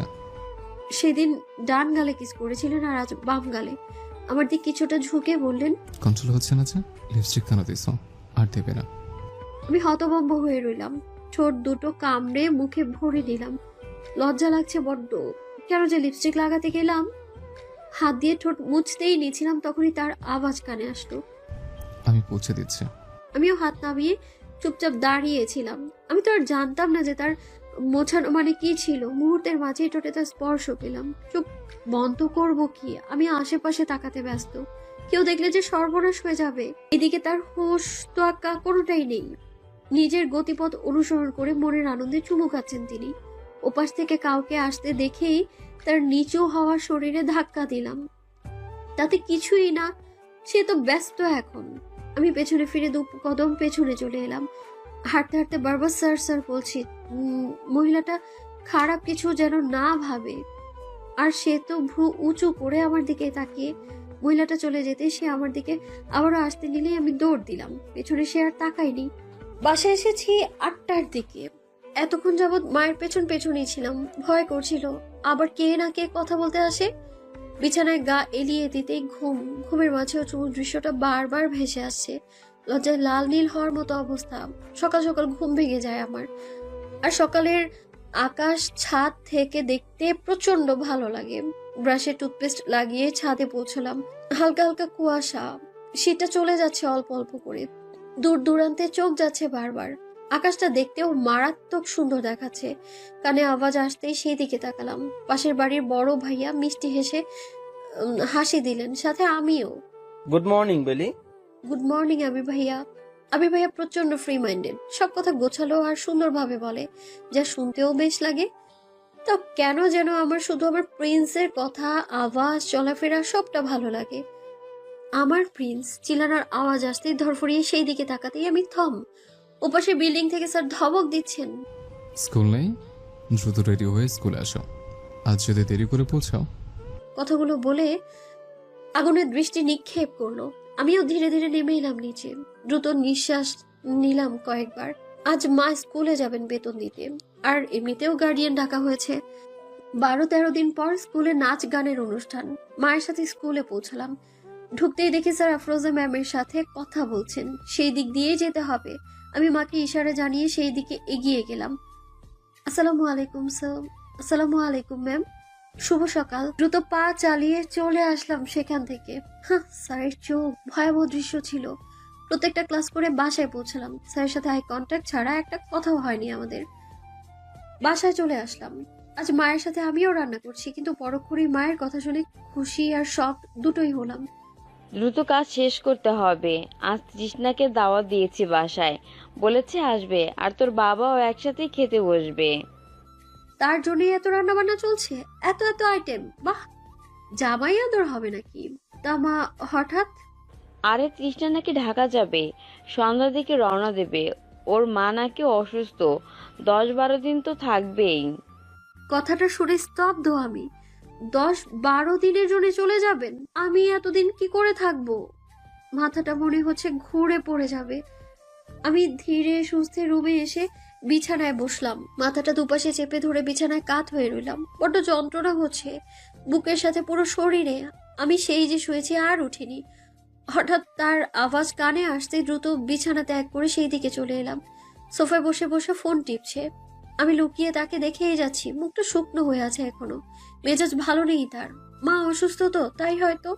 আমার জন্যই তো তাদের রেখে এইখানে থাকছেন স্যার, কিন্তু সে চলে গেলে আমি কি করে থাকবো? আমি যে পারবো না থাকতে। বড্ড ভালোবাসি যে আমি তাকে। মায়ের ডাকে দ্রুত রান্নাঘরের দিকে চলে এলাম। মা যা যা হাতে দিল তা নিয়ে টেবিলে সাজিয়ে রাখলাম। স্যার আমার দিকে করুণ চোখে তাকিয়ে, আর আমার বুকটা ধুক করে উঠলো। কষ্ট হচ্ছে ভাবতেই যে আমার কান্না করতে ইচ্ছে করছে। 1-2 দিন না, 10-12 দিন তাকে দেখতে পাবো না আমি। টেবিলে বাবা, সে আর আমি বসে আছি। মা খাবার বেড়ে দিচ্ছে। আমার আজ আর খাওয়া হবে না, গলা দিয়ে খাবার নামবেই না। সে আর চোখে তাকাচ্ছে আর খাচ্ছে। মায়ের রান্নার প্রশংসা করছে আর নানান কথা বলে যাচ্ছে। যখন শুনলাম মায়ের মুখে তার বিয়ের কথা, আমার মাথায় যেন আকাশ ভেঙে পড়লো। স্যারকে ঢাকা যেতে বলেছে তার মা, তার জন্য পাত্রী দেখা হয়েছে। ছেলের বিয়ে নিয়ে তার মা নাকি চিন্তিত। আমার চোখের পানি মনে হচ্ছে গড়িয়ে পড়বে। অন্যদিকে ফিরে চোখের পানি মুছে নিলাম আর চোখে তাকে দেখতে লাগলাম আমি। আমার প্রিন্স অন্য কারো হয়ে যাবে, সে কি আমার হবে না? আমাদের ভালোবাসায় কি কোনো শক্তি ছিল না? রুমে বসে চোখের বন্যা ঝরিয়ে ফেলছি। কান্নার বেগ মনে হচ্ছে শুধু বাড়ছে, হু হু করে আওয়াজ আসতে যাচ্ছে। খানিকক্ষণ পর কারো পায়ের আওয়াজে চোখ মুছে সেই দিকে তাকালাম। রুমে স্যার এসেছেন, পেছনে মা। আমি দ্রুত বিছানা থেকে নেমে স্যারকে সালাম দিলাম। সে আমার দিকে তাকালেন। 10-12 দিনের পরে আমি দিয়ে যাব, সেগুলো প্রতিদিন পরে শেষ করে ফেলবে, কেমন? আমি নিচে তাকিয়ে থেকে মাথা নাড়ালাম। মায়ের আওয়াজ, তার দিকে তাকালাম। আমি চা নিয়ে আসি, মন দিয়ে সব বুঝে নে, যা না পারিস। মা যেতেই আমি 3-4 পা পিছিয়ে গেলাম। স্যার দ্রুত আমায় চাপড়ে ধরলেন, মাথাটা তার বুকে চেপে ধরলেন। বেলি, আমায় ঢাকা ফিরতে হবে, একবারের জন্য চলে যেতে হবে। আমার জন্য মা দিন দিন অসুস্থ হচ্ছে, কসম দিয়েছে তার। এখান থেকে না গেলে তার মৃত্যু দেখতে হবে। স্তব্ধ হয়ে রইলাম, কান্নাটাও আসছে না এখন। সে আবারও বলতে লাগলেন, 1 মাস সময় নিয়েছে, 1 মাসের মাঝে ঢাকা শিফট হতে হবে, আর 10-12 দিনের জন্য ঢাকা যেতে হবে। মা হসপিটালে অ্যাডমিট, সে যত দ্রুত সম্ভব আমার বিয়ে দিতে চান। আমি তাকে ধাক্কা দিয়ে নিজে থেকে সরিয়ে দিলাম। হাউমাউ করে কান্না করতে লাগলাম। ভালো লাগা, ভালোবাসা এইসব শিখিয়ে এখন চলে যাবে? কি করে থাকবো আমি? বাঁচবো কি করে? তার বকা, তার ছোঁয়া, তার হাসি, প্রতিচ্ছবি কি করে ভুলবো? পারবো না ভুলতে, পারবো না তো। আমি কি করে থাকবো? আমি পারবো না থাকতে, বিশেষ করে একদিনও থাকতে পারবো না। সে দ্রুত পা এগিয়ে আমায় জড়িয়ে ধরলেন। আমিও পারবো না, আমি আসবো তো তোমায় দেখতে, আর বিয়ে বিয়ে তোমায় করব। আমি তাকে জড়িয়ে ধরে কাঁদতে লাগলাম। আমি বেঁচে থেকেও মরে যাব তাকে ছাড়া। কি করে থাকবো আমি? সে আমার চোখের পানি মুছিয়ে দিলেন। পকেট থেকে একটা ফোন বের করলেন। যখন মন চাইবে কল দেবে, দেখতে চাইলে ভিডিও কল দেবে। আমি কল দিলে সাথে সাথে রিসিভ করবে। সন্ধ্যা চলে যাচ্ছে, কিছুদিনের মাঝে আবারও আসবো। তাতে কি, চিরদিনের জন্য তো চলে যাবেন? আমি আবারও হু হু করে কেঁদে উঠলাম। কষ্টে বুকটা ফেটে যাচ্ছে। এত কষ্ট কেন হচ্ছে? শ্শ্, কান্না বন্ধ, আন্টি আসছে, চুপ। আমি দ্রুত চোখের পানি মুছে নিলাম। সে আমার 10-12 দিনের পড়া দিয়ে দিলেন। কিভাবে চলবো, কিভাবে থাকবো সবকিছু বলে দিচ্ছেন, আর আমি নিজেকে কন্ট্রোল করছি। কান্নার বেগ যে বেরিয়ে আসতে চাচ্ছে। চাটা শেষ করে সে যেতে লাগলো। মা বেরিয়ে যেতেই আমি দ্রুত তাকে জড়িয়ে কেঁদে দিলাম। কষ্ট হচ্ছে, আমি আপনার সাথে যাব। কাঁদে না, আমার সাথে যাবেন যখন সময় হবে। সে আমার কপালে চুমু খেয়ে বেরিয়ে গেলেন। আমি দ্রুত দরজাটা বন্ধ করে কেঁদে উঠলাম। নিস্তব্ধ হয়ে শরীরটা ফ্লোরে পড়ে গেল। কষ্ট যে সহ্য হচ্ছে না, এমন কষ্টের সাথে তো আমি পরিচিত নই। সারা জীবনের জন্য কি পাবো তাকে? ঘুম ভাঙে ফোনের আওয়াজে। ভাইব্রেশন হচ্ছে, বালিশ কাঁপছে। বালিশটা সরাতেই স্যারের ফোন দেখতে পেলাম। কেউ কল দিচ্ছে। 016। আবারও কল আসতেই রিসিভ করলাম। ঘুমো ঘুমো গলায় সে বলল, গুড মর্নিং বেলি। আমার বুঝতে বাকি নেই এটা কার কল। মুখের হাসিটা এত বড় হয়ে উঠেছে। Good morning. স্কুল যাওনি? না। কেন? ভালো লাগছিল না। ভালো লাগছিল না নাকি আমি স্কুলে নেই বলে? দুটোই। সে হা হা করে হাসছে। হাসার কি হলো? আচ্ছা স্যার, আচ্ছা আন্টি কেমন আছে? মায়ের কিছু হয়নি, আমায় মিথ্যে বলে আনিয়েছে। ও, আমি তো ভয়ই পেয়েছিলাম। যাও ফ্রেশ হয়ে খেয়ে নাও। আচ্ছা, ফোনটা রাখতে মন চাইছিল না, তাও এটা ভেবে রাখলাম যে ব্রেকফাস্ট করে আবারও কল দেবে। পরে কল দিতেই দেখি ব্যস্ত। সারাক্ষণ ফোন দিয়েই চলেছে কিন্তু ব্যস্ত। বুকটা ধপাস ধপাস করছে আমার। কল কেন ধরছে না? কি হচ্ছে স্যার? কিছু হলো না তো? ভয়ে আত্মা সহ লাফাচ্ছে আমার। সকাল সকাল ঘুম থেকে উঠে আমি ফোনটা চেক করলাম। সাথে সাথে কাঁদতে ইচ্ছে করছে। একটা মেসেজ বা কল কিচ্ছু ছিল না। এই ভালোবাসে সে আমায়? ভালোবাসার নমুনা কি এটা? স্কুলে যেতে সবাই আমায় আদর করছে, গিফট দিচ্ছে, আর ভালো থাকতে বলছে। আজীব হচ্ছে এটা কি? হঠাৎ হাসাম দৌড়ে এসে আমার হাত ধরলো। বেলি, কেন চলে যাবি? এখানেই থাক না, অনেক মিস করবো যে তোকে। কোথায় যাচ্ছি আমি? পেছন থেকে মা বলে উঠলো, ঢাকা। আমি দ্রুত পেছনে তাকাতেই দেখি মা বাবা দাঁড়িয়ে। মা আমার মুখটা ধরে বলে উঠলেন, ট্রান্সফার নিয়েছি তোর, ঢাকায় শিফট হবো। তোর আবুর ট্রান্সফার হয়েছে। খুশিতে কাঁদবো নাকি অবাকের চূড়ান্ত সীমায় পৌঁছবো বোঝার উপায় নেই কোনো। বাসায় গিয়ে চিন্তা ভাবনা করছি, আর মা বাবাকে কি যেন বলছে আর হাসছে। ঘরের যাবতীয় জিনিস গুছাতে ব্যস্ত। হচ্ছেটা কি? যাক, ভালোই হলো, সেকে ঝটকা দেওয়া যাবে একটা। সেদিন খুশিতে আমার আর ঘুমই হয়নি। হাসানের সাথে পুরো একটা দিন আবেগে কাটিয়েছি। নিজের ফোন নাম্বার দিয়েছি ওর নানু বাসার ঢাকায়। সেখানে যেতেই যেন আমার সাথে দেখা করে, সেটাও বলে রেখেছি। সকলের সাথে কুশল বিনিময় করলাম 2 দিন। এখান থেকে যেতে যেমন কষ্ট হচ্ছে, তেমনি স্যারকে দেখতে পাবো তার কারণে ভালো লাগছে। আবার চট্টগ্রাম থেকে বিদায় নেওয়ার সময় আমি প্রায় প্রচন্ড কেঁদেছি, সবাইকে ফেলে যাওয়ার কষ্টে। বেশি কষ্ট লাগছিল হাসানের জন্য। বৃষ্টি বলে কথা, ও বলেছে প্রায় ভিডিও কলে কথা বলবে, মাসে কয়েকবার ঢাকায় আসবে। আমিও হ্যাঁ বোধক জানিয়েছি। আসলে মায়ায় জড়িয়ে পড়েছি সকলের সাথে। বাবার সাথে নানান দুষ্টুমি করে পৌঁছলাম ঢাকায়। নানুদের বাড়ির সামনে ট্রাক থেমেছে আমাদের। আমি দ্রুত বেরিয়ে আসতেই নানি জড়িয়ে ধরলো, পাগলের মতো চুমু খাচ্ছেন। ঠিক তেমনি আমিও জড়িয়ে রেখেছি তাকে। নানুর সাথে কথা বলতে বলতে ভেতরে ঢুকতে না ঢুকতেই আমি অবাক। আমার পুরো 14 গোষ্ঠী এখানে, ঘরে মানুষ আসছে না এমন একটা অবস্থা। আমি দৌড়ে খালা, খালু, কাকা, কাকি, ভাই, বোন, মামা, মামিদের সবাইকে জড়িয়ে আছি। এত খুশি লাগছে যে কি বলবো, কিন্তু সবাই এখানে কেন? সবকিছু মাথার উপর দিয়ে যাচ্ছে। হঠাৎ মামা আমার মাথাটা টেনে হাত বুলিয়ে বলে উঠলেন, কত বড় হয়ে গেছে আমাদের সেই ছোট্ট এলিটা, একদম বিয়ে দিতে পারবো, তাই না? আমি হতভম্ব হয়ে রইলাম। বিয়ে দিতে পারবো? সিরিয়াসলি? আমি এখনো ছোট, আমার বিয়ের কথা ভাবছি এক্ষুনি? ভাবা যায়? মা বাবা রুমে ঢুকতেই ভালোবাসার বন্যা বয়ে গেল। ভাইরা বোনেরা খুশিতে চোখের পানি ফেলতে লাগলো। আমার বেশ ভালোই লাগলো। পরিবার একত্র হলে কতটা আনন্দ হয় তা আজ বুঝলাম। মিনসি আমার বড় মামার মেয়ে, আমার থেকে 2 বছরের বড় আর বেশ ফ্রেন্ডলি। ওর সাথে নানান গল্প জুড়ে দিলাম। ও আমায় আর চোখে দেখছে আর হঠাৎ মুচকি হাসছে। এবার আমি রেগে বললাম, কি হয়েছে, হাসছো কেন পাগলের মতো? না, কিচ্ছু না। আমি চুপচাপ ওখান থেকে চলে আসলাম। সকলের এমন অদ্ভুত বিহেভ আমার মাথায় ঢুকছে না। নিচে নামতেই দেখি আব্বু মুখটা ছোট করে রেখেছে। আব্বুর আবার কি হলো? আব্বু, কি হয়েছে? কিছু না, তুমি যাও গোসল ছেড়ে নাও। কিছুই বুঝলাম না। সবাই কি নিয়ে যেন ফিসফিস করে কথা বলছে। কি নিয়ে? আমাকে দেখে মিষ্টি হাসি দিচ্ছে। হচ্ছেটা কি? এবার আমি সোজা নানির রুমে গেলাম। মাত্র নামাজ শেষ করে বসেছে। আমি দ্রুত গিয়ে তার পাশে বসলাম। নানি, এখানে কি হবে? এত আয়োজন চলছে যে? যা হবে পরে দেখতে পাবি, যা গিয়ে গোসল করে নে। আর কোথাও যাব না, কেউ তো কিছু বলছেই না। আমি আপুর রুমে চলে এলাম। কাপড় নিয়ে গোসল করে নিলাম। খাটের উপর চুপচাপ বসে আছি, অপেক্ষায় আছি কখন আপু বের হবে। আপু বের হতেই আমি দ্রুত ফোনটা বের করে কল লাগালাম স্যারের ফোনে। রিং হচ্ছে কিন্তু ধরছে না কেন? আবারও কল দিতেই বিজি। স্যার কি আমি ইগনোর করতে চাচ্ছে? কলের পর কল দিয়েই যাচ্ছে কিন্তু সে রিসিভ করছে না। আমার চোখ ভিজে যাচ্ছে পানিতে। আজ 2 দিন হতে চললো, একটা বারও কল দিল না আমায়, আর রিসিভও করলো না। এই তার অতিরিক্ত ভালোবাসা? এটাই তার নমুনা? ও, আমি তো এখন পুরনো হয়ে গেছি, তাই আর চলছে না। নতুন পেয়েছে তো, তাই ভুলে গেছে আমায়। আমার এত কান্না কেন পাচ্ছে? আমি কেন কাঁদবো? সে তো আমার কথা মনে রাখেনি, আমি কেন মনে রাখবো? রাখবো না মনে, কাঁদবো না। তাও চোখের পানি টুকটুক করে পড়েই যাচ্ছে। প্রচন্ড কষ্ট হচ্ছে। চোখ খুলতেই দেখি আমি বিছানায় উপবেশ হয়ে আছি। মাথাটা ব্যথা করছে, কাঁদতে কাঁদতে মাথাটা ধরে এসেছে আমার। আয়নার সামনে দাঁড়িয়ে নিজেই অবাক। মাথাটা ফুলে টমেটো। কেউ দেখার আগে ওয়াশরুমে ঢুকে পড়লাম। কেউ দেখলে 1000টা প্রশ্ন করবে। কিভাবে বলবে এই অল্প বয়সে ভালোবেসে আমি পাগল হয়ে গিয়েছি? ভালোভাবে ফ্রেশ হয়ে নিলাম, তাও মুখটা ফোলা ফোলা, ঢুলো ঢুলো হয়ে আছে চোখগুলো।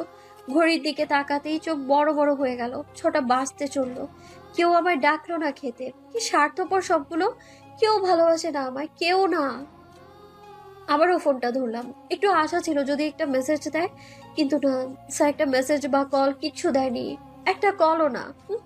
পচা খারাপ জোচর স্যার, একটা কলও দিল না। রাত শেষ হয়ে ভোর হতেই 3 দিন চলে যাবে। কেমন ব্যস্ত যে একটা মেসেজও দেওয়া যায় না। ফোনটা হাতে নিয়ে বসে আছি, বারবার স্ক্রিনে তাকাচ্ছি যদি একটা মেসেজ দেয়, কিন্তু ক্ষুধাও তো লেগেছে। ফোনটা লুকিয়ে রুম থেকে বেরিয়ে আসলাম। সবাই টুকটাক কাজে ব্যস্ত। ডাইনিং এ খাবার রাখা, আমি গিয়ে চুপচাপ খেয়ে নিলাম। আর চোখে সবাইকে পর্যবেক্ষণ করছি। আমার টুকটুক চোখে দেখছে। আমি বড় বড় চোখ করে তাদের তামাশা দেখছি।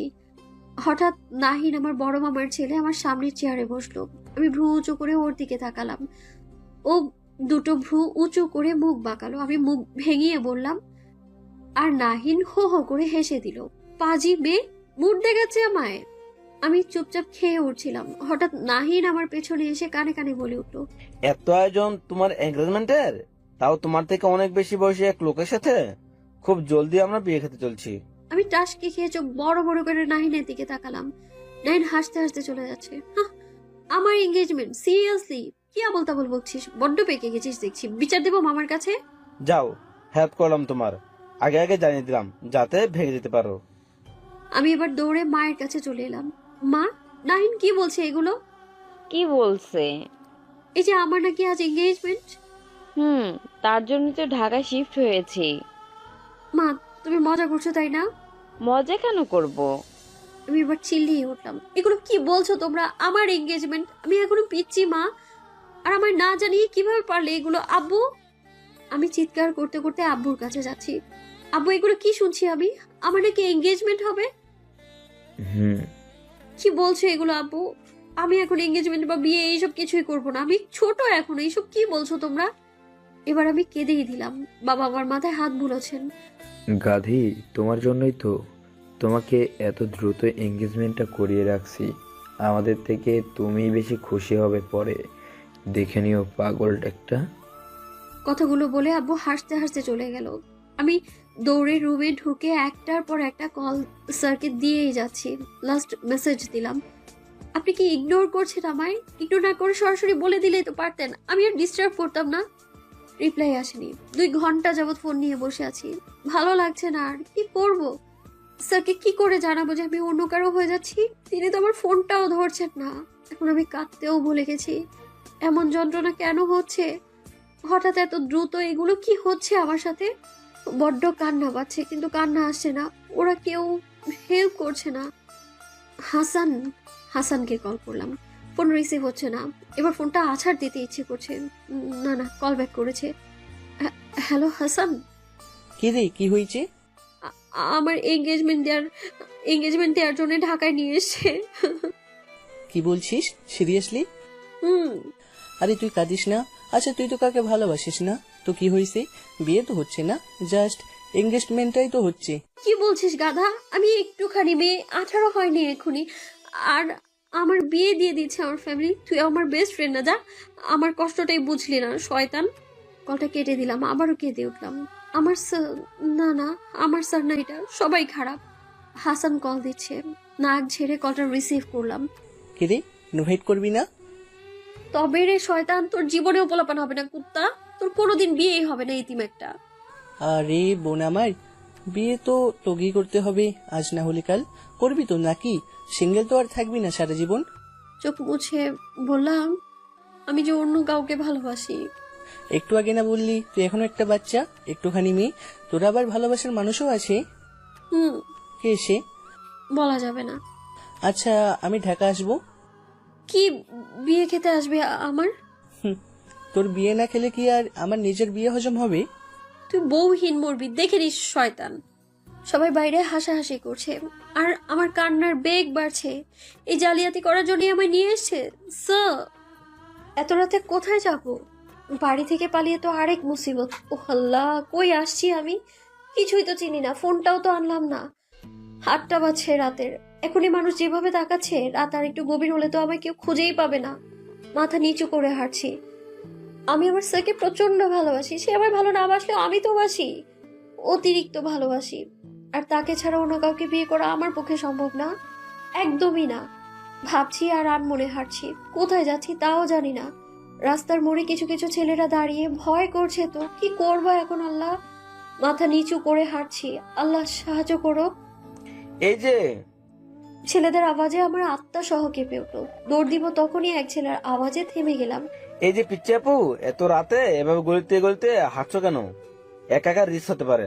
হ্যাঁ পিচ্চি, এভাবে এমন ছোট ছোট গলিতে তোমার হাঁটা উচিত না। আমি সেদিকে ফিরে তাকালাম। দেখতে কেমন খারাপ দেখাচ্ছে, ময়লা কাপড়, তাও মনের দিক থেকে ফ্রেশ।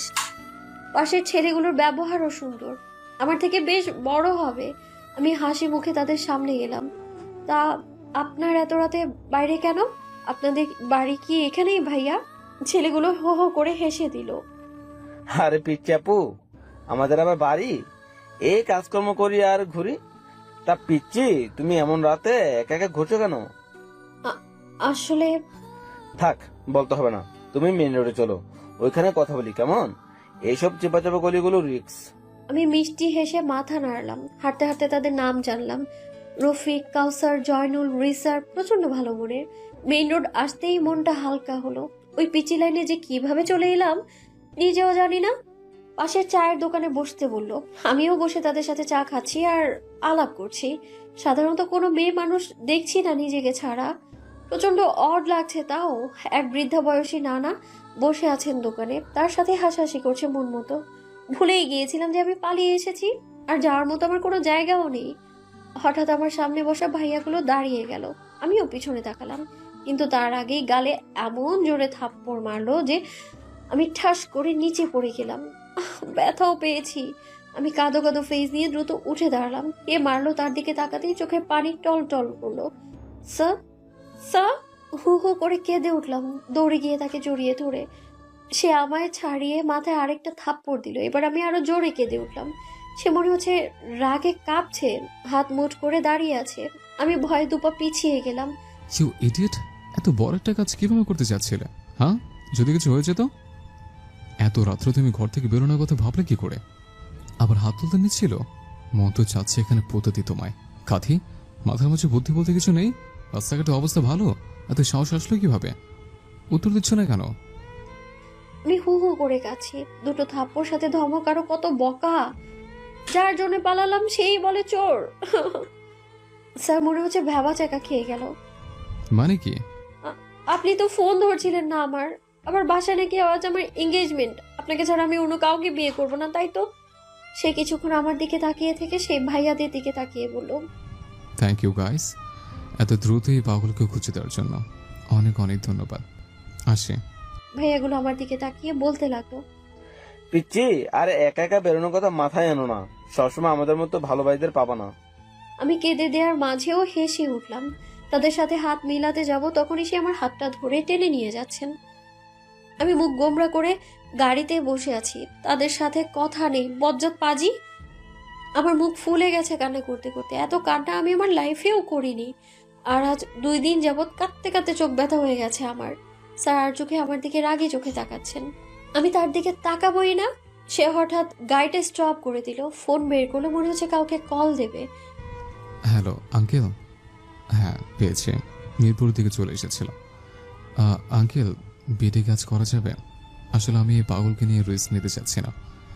চিন্তা করবেন না, আমি ওর বয়সের আর গতির বিধির সম্পূর্ণ দায়ভার মনে রাখবো।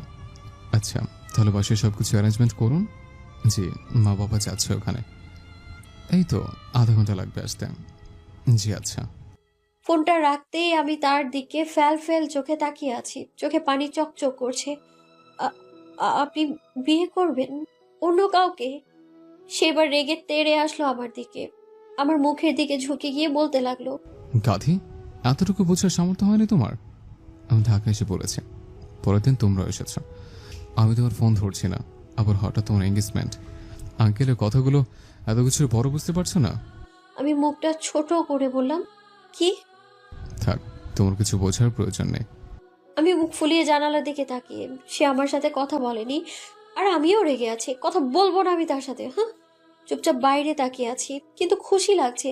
আমার স্যার আমার পাশে, আর চোখে তাকিয়ে দেখছি ঢাকায় এসে তাকে আরো মারাত্মক দেখাচ্ছে। বেশি ইয়াং ইয়াং লাগছে। উফ, সে এত সুন্দর কেন?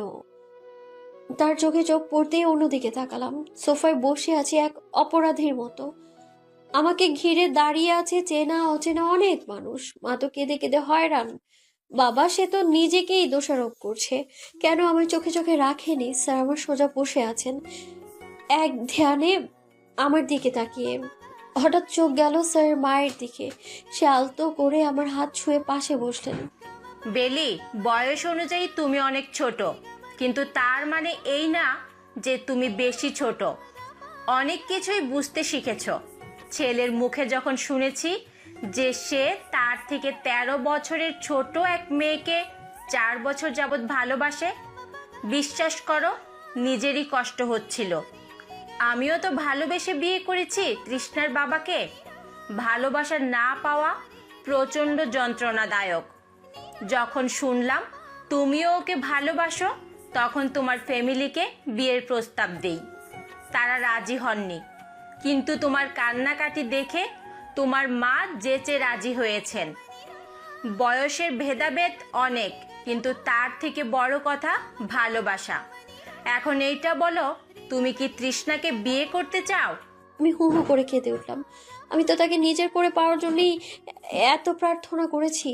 আল্লাহ আমাকে আমার ভালোবাসা দিচ্ছে, তার থেকে খুশির আর কি আছে? প্রচন্ড কান্না পাচ্ছে, কিন্তু তা খুশির কান্না। সবাই অবাক চোখে আমার দিকে তাকিয়ে। আমি কাঁদতে কাঁদতে বললাম, জি। সবাই হো হো করে হেসে ফেললো। মিনিট 10 মাঝে কাজী আসলো। তার আগে আমাদের আংটি বদল করিয়ে দিয়েছে মা। আমি চুপচাপ তাই করছি যা আমায় করতে বলা হচ্ছে। দেখতে দেখতে স্যারের নামের 3 কবুল বলে ফেললাম। এই 3 কবুলের মাঝে আমি আমার ভালোবাসাটা পেয়ে গেলাম।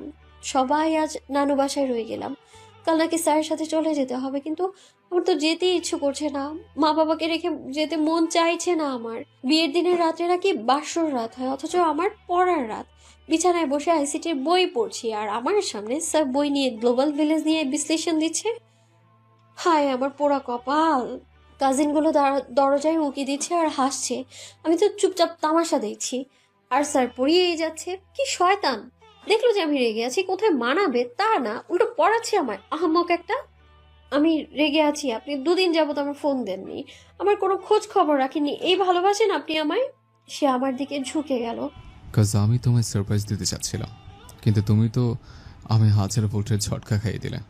জানো কত কাঠখড় পুড়িয়ে সবাইকে রাজি করিয়েছে, কত কাহিনী করতে হয়েছে আমায়। কিভাবে জানবে? সব তো আমি করেছি, তুমি তো শুধু হু হু করে কেঁদেছ। ডাম্প। আমি মুখটা ছোট করে বসে আছি, সে আবারও আমায় পড়াতে শুরু করেছে, কিন্তু আমি তো ঘুমে ঢুলু। বারবার ঘুমিয়ে পড়ছি আর জেগে উঠছি। স্যারের চোখে চোখ পড়তেই সে দ্রুত আমার কপালে চুমু খেলেন আর বলে উঠলেন, আমার বউ। মুহূর্তের মাঝে কেঁপে উঠলাম। বউ আমি তার, আর সে আমার স্বামী। মুগ্ধ নয়নে তাকিয়ে আছি আমি তার দিকে। সে আমার চোখে তাকিয়ে ধীরে ধীরে আমার পাশে বসে জড়িয়ে ধরলেন। I love you Beli. I love you too. সে আমায় আরো টাইট করে জড়িয়ে ধরলেন। অতিরিক্ত চাই, নিজের থেকে বেশি। তাকে আরো শক্ত করে জড়িয়ে নিয়ে আমিও বললাম, আমিও। মুখটা আলতো করে ধরে তার ঠোঁটে আমার ঠোঁট ছোঁয়ালো। আমিও তাকে ইঙ্গিত দিতে লাগলাম। এখন তার ভালোবাসায় সারা জীবন রাঙিয়ে যাব, কারণ সে এখন শুধুই আমার। আমার ভালোবাসা সে। অতিরিক্ত চাই যে তাকে, আমি শুধু তাকেই চাই, সারা জীবন চাই।